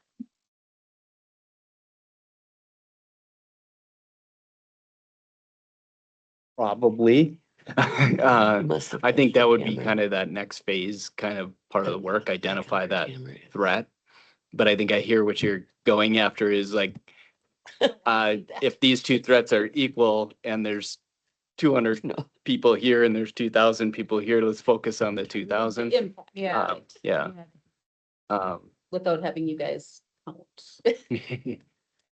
So I would assume between the department heads here No. that a lot of that data No, exists, but it would be a matter of. But they and want it- us and to a- pick some priorities. And a lot of it is within See where we each go service from here. category. I'm assuming a lot of that data is provided within the catalog. So I'd also argue that it's not necessarily the quantity, but the quality. Yeah. And so when you think about nurse family partnership, we're supporting 20 to 30 families a year, but that is at the highest risk and we have the best outcomes. Right, So- exactly. So I would just challenge you, it's a hard metric. It's one of the things that public health doesn't do well is quantify the morbidity, so the illness or the death prevented. A different type of impact. Right. I was also thinking, when we think about our programs for youth, when we think about the return on investment, right? If we're preventing a child from having significant difficulties, if we're getting them into treatment, if we're working with a family with a child who has disabilities, and then that allows them to successfully integrate into school, the payoff for that, not to be really Machiavellian and transactional about it, but is going to be much greater than, forgive me, the payoff for helping an 85-year-old who's going to live for 6 more months. I know, right? I said it, It's right? But okay. I'm just, It's okay. I mean, so just when we think, you can come stay with me, Gary. All right, but so when we think about like the size of the impact, right?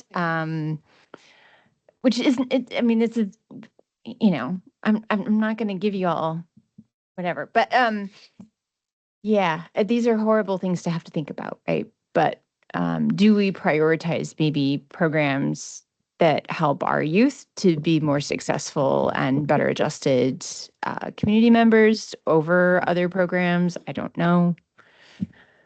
So we are going to have some opportunities to do homework and to have, additional discussion.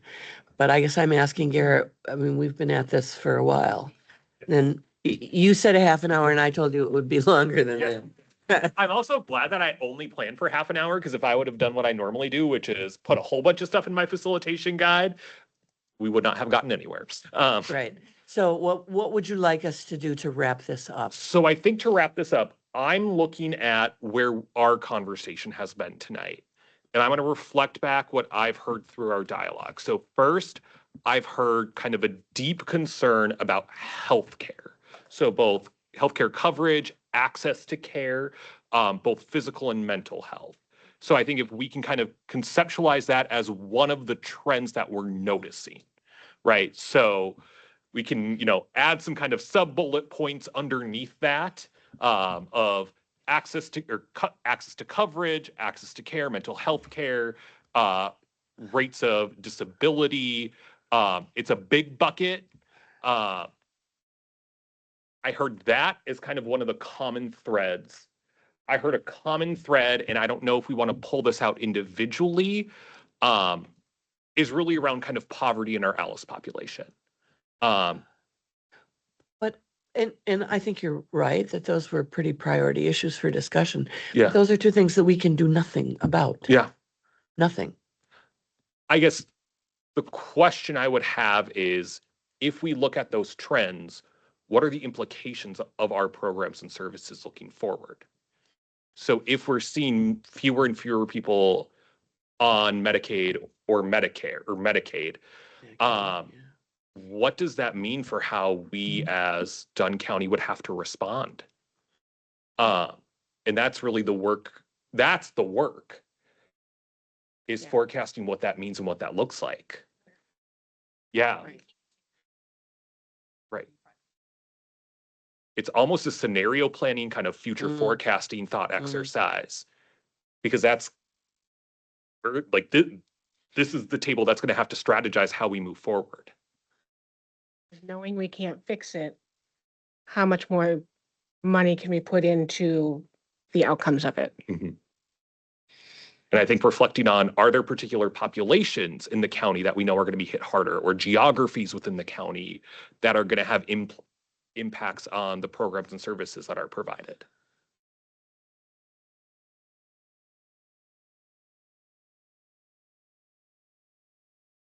I know how to kill a vibe, everyone. Well done. And so will we have these 31 services listed out or? And you do have in. Oh, you- they are. You do have in your packet. Okay. You have, and Greg handed one out. But yes, you have the health departments and Yeah. you have VSO and you have DHS. All right. And they're a lot. Can we get I them thought all? I counted 17, but you maybe changed it. And do we have your full service catalog? We don't. Say, can we get them all in one file, just the service catalog?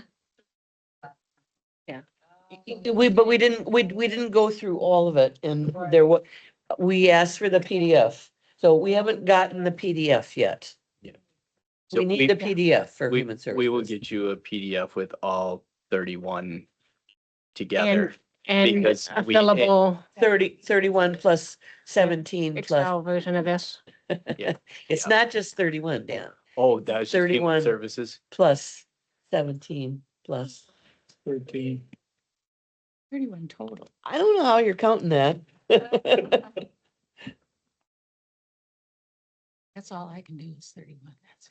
So a few options we can compile. I mean, I think the larger spreadsheet has the most detail. Right.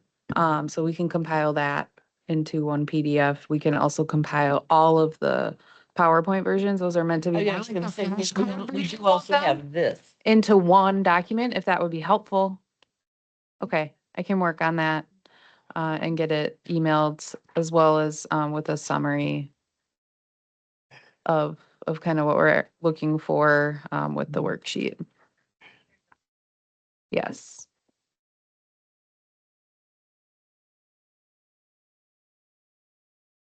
In the packet, you do have the veterans and the health department. I would Yes. encourage you to use the health departments in the packet because it's hyperlinked to all of our mandated services. Yeah, If yeah. you wanted to go yeah, I thought that was case, really helpful. code, it's there. And I think DHS is as well.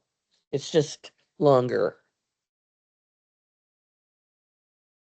What do you want? I mean, I thought I heard a little bit of consensus that we can say healthcare and its kind of sub branches and poverty. Well, so yes, and that poverty includes economic support and SNAP and Medicaid and all of those things. Yeah. I want to hear from the staff on that.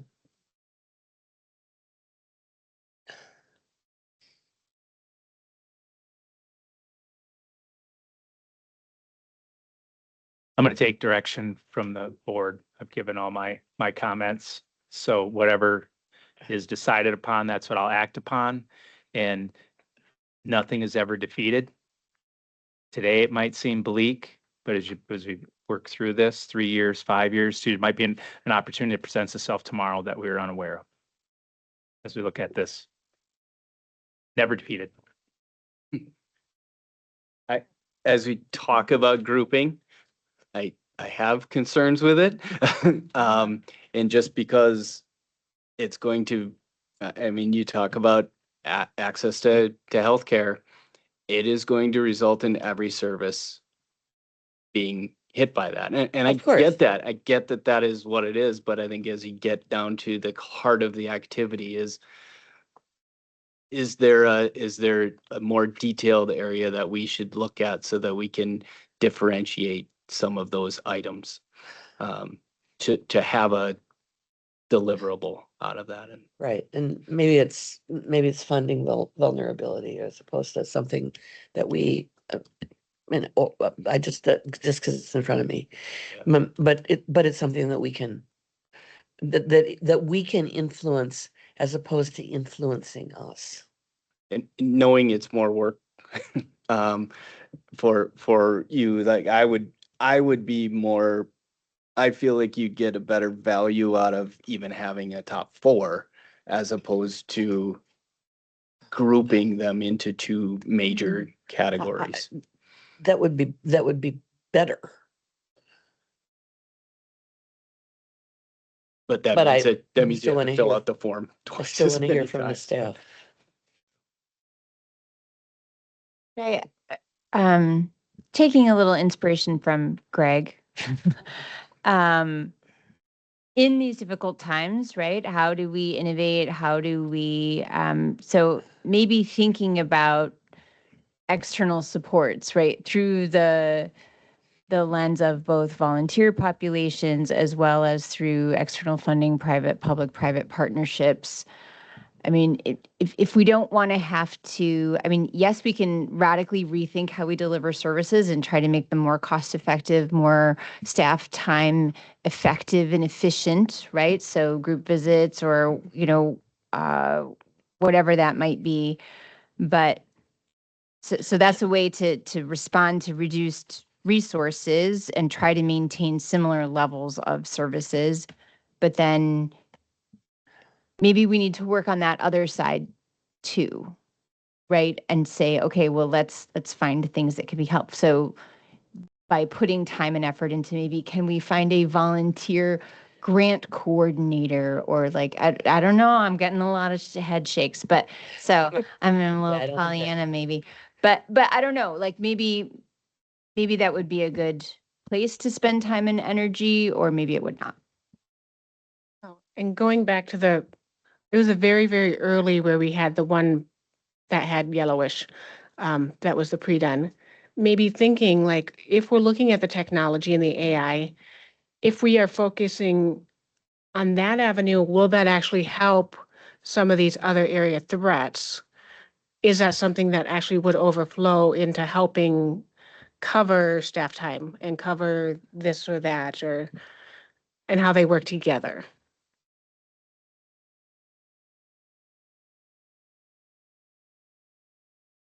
So I think maybe what Supervisor Bashana is talking about is can we look at using AI tools to help reduce the paperwork workload of social workers, right? Would that be a very worthwhile investment, or something to look into? Streamlining efficiency, saving costs, so we can do more with the same amount of money.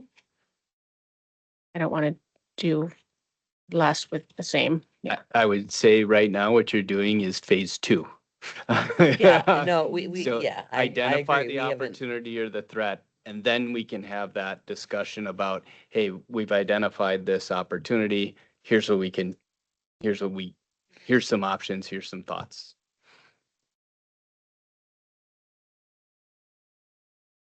State, are you hearing what some of them are doing from different county levels, or anything that seemed really exciting and doable? Yeah, that's where I've been kind of like trying to break this apart because one of my strengths is strategic. And so I'm constantly doing this.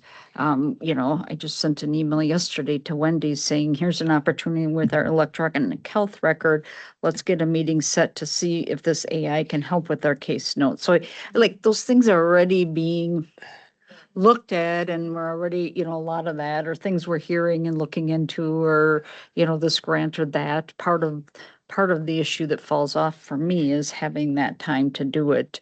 So I have thoughts and I have ability, like things to look at, but it's the time that falls off that radar. And so I think to me, I also, and I'm just going to say, one of my other concerns is like, I feel like we do a lot of talking here and here with our departments, but there isn't a lot of county-wide or sit down together and say, what can we do collectively? What's this look like, or what's our opportunities with that? And maybe there are some, right, that's like cross, but we don't do that unless it's like a one-on-one where like, oh, I see something, now let's get it, versus just really having those discussions of what would that look if we came together collaboratively? Could we reduce, an example that, Dan did with the finances, a lot of our staff are taking pieces of that now. There's good and bad with that, right? So we could have their whole discussion with that, but at least looking at what does that look like, and are there pieces? But without that conversation, like none of that's happening. And so it feels like it's very siloed versus this.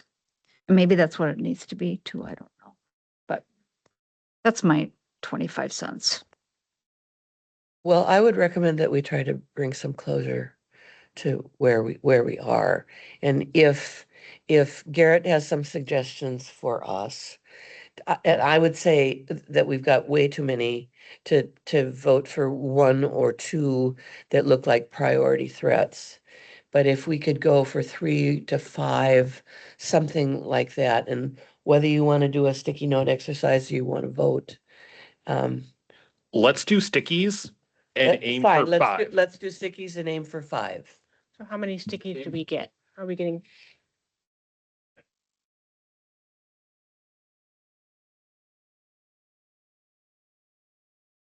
Do I get, how many do we get?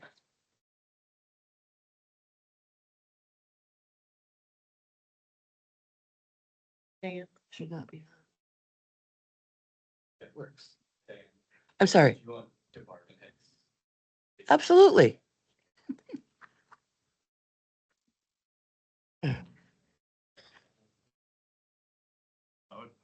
Do you have enough? Okay. We're amending the rules. So I guess we're gonna do 4. Like the department. It's the beginning of it. I don't want to make any decision or something, or nothing. Oh, right. So try to somehow. Anyone have stickers in their purse? Service county. Any more stickers? You only have 4 connections. Yeah.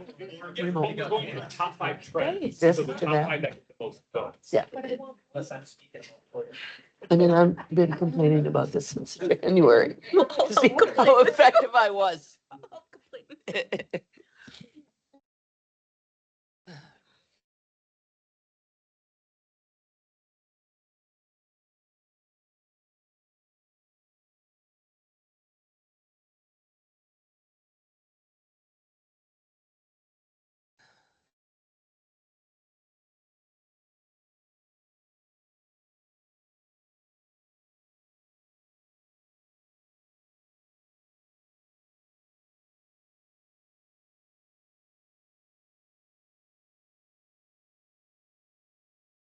I know, really, exactly. Exactly.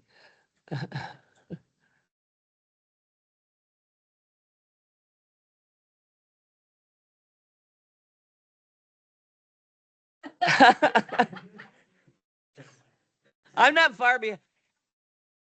I'm not far behind him, Alex.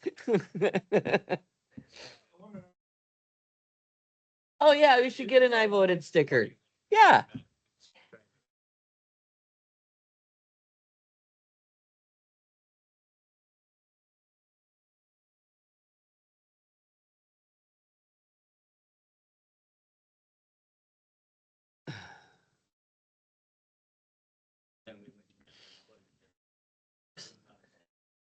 In the way, yes, it is. Of course it is.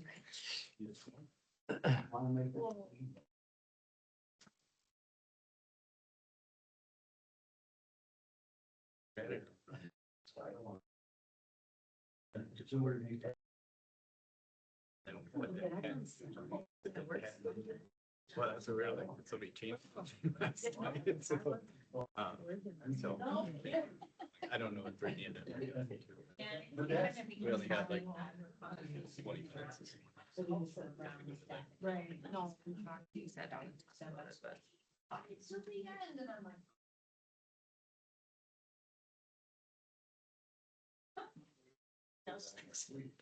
Yeah, exactly. Exactly.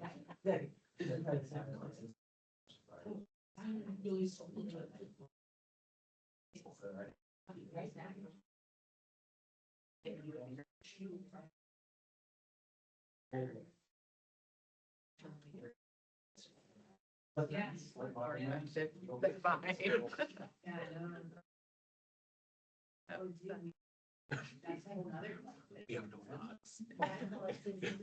There are no thoughts here. Yeah.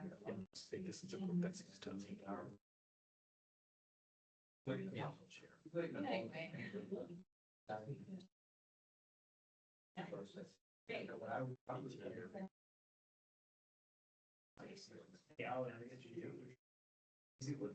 think there's.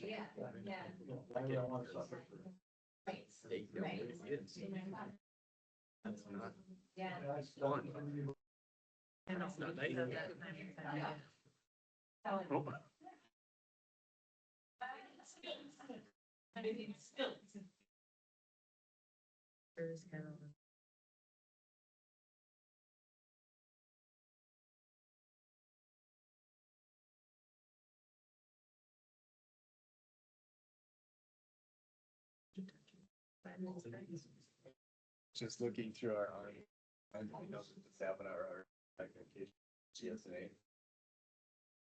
The scoring, sent out the scoring sheet for everybody. County header on it. Oh, where we took it from. We edited it, just didn't edit the header.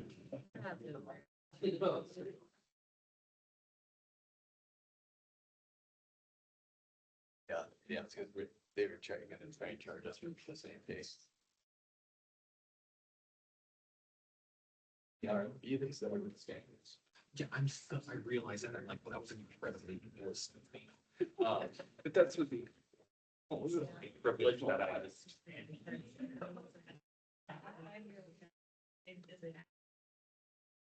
I feel like I'm back in school looking at teachers saying, yeah, you will have 30 children with disabilities at your caseload. I know, right? I got no one, so thank you. Let me buy you a chocolate bar.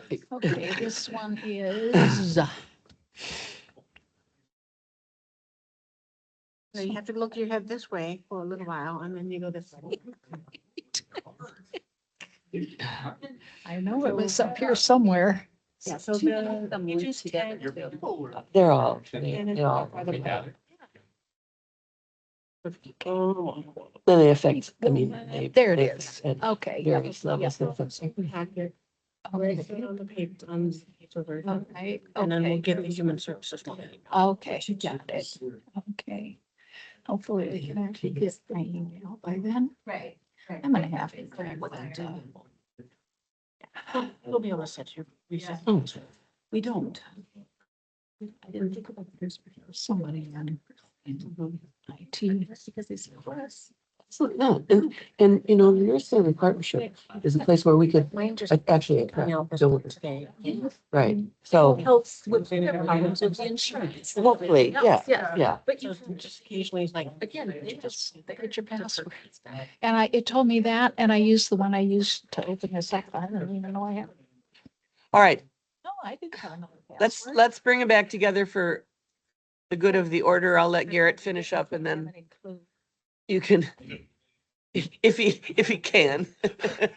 Yes, so I'll give us, and I'm looking at Jenna, who will likely update the The spreadsheet. worksheet. Yeah. So our number one is increased rates of mental health disorders and access to mental health care as our top threat or trend. Number two is all of the scary federal things that are going on. I'm just going to call it that. Yeah. If that's okay with the committee. We have then technological efficiency, so emerging virtual health and AI tools, and then political federal policy around Medicaid and SNAP. And if the committee is okay, I would kind of add the Alice population in there as kind of that trend. And I think those are our 1, 2, 3 top 4. Yes. Are we considering substance abuse layered into mental health? Yes, I think we should. Okay. all Yeah, right. I absolutely think Good. we should. All right, well done. Thank you. Thank you. All right, anything else for the good of the order? Any announcements? All right, thank you very much for your participation. Thanks to the staff for leading us through this exercise. And without objection, we are adjourned.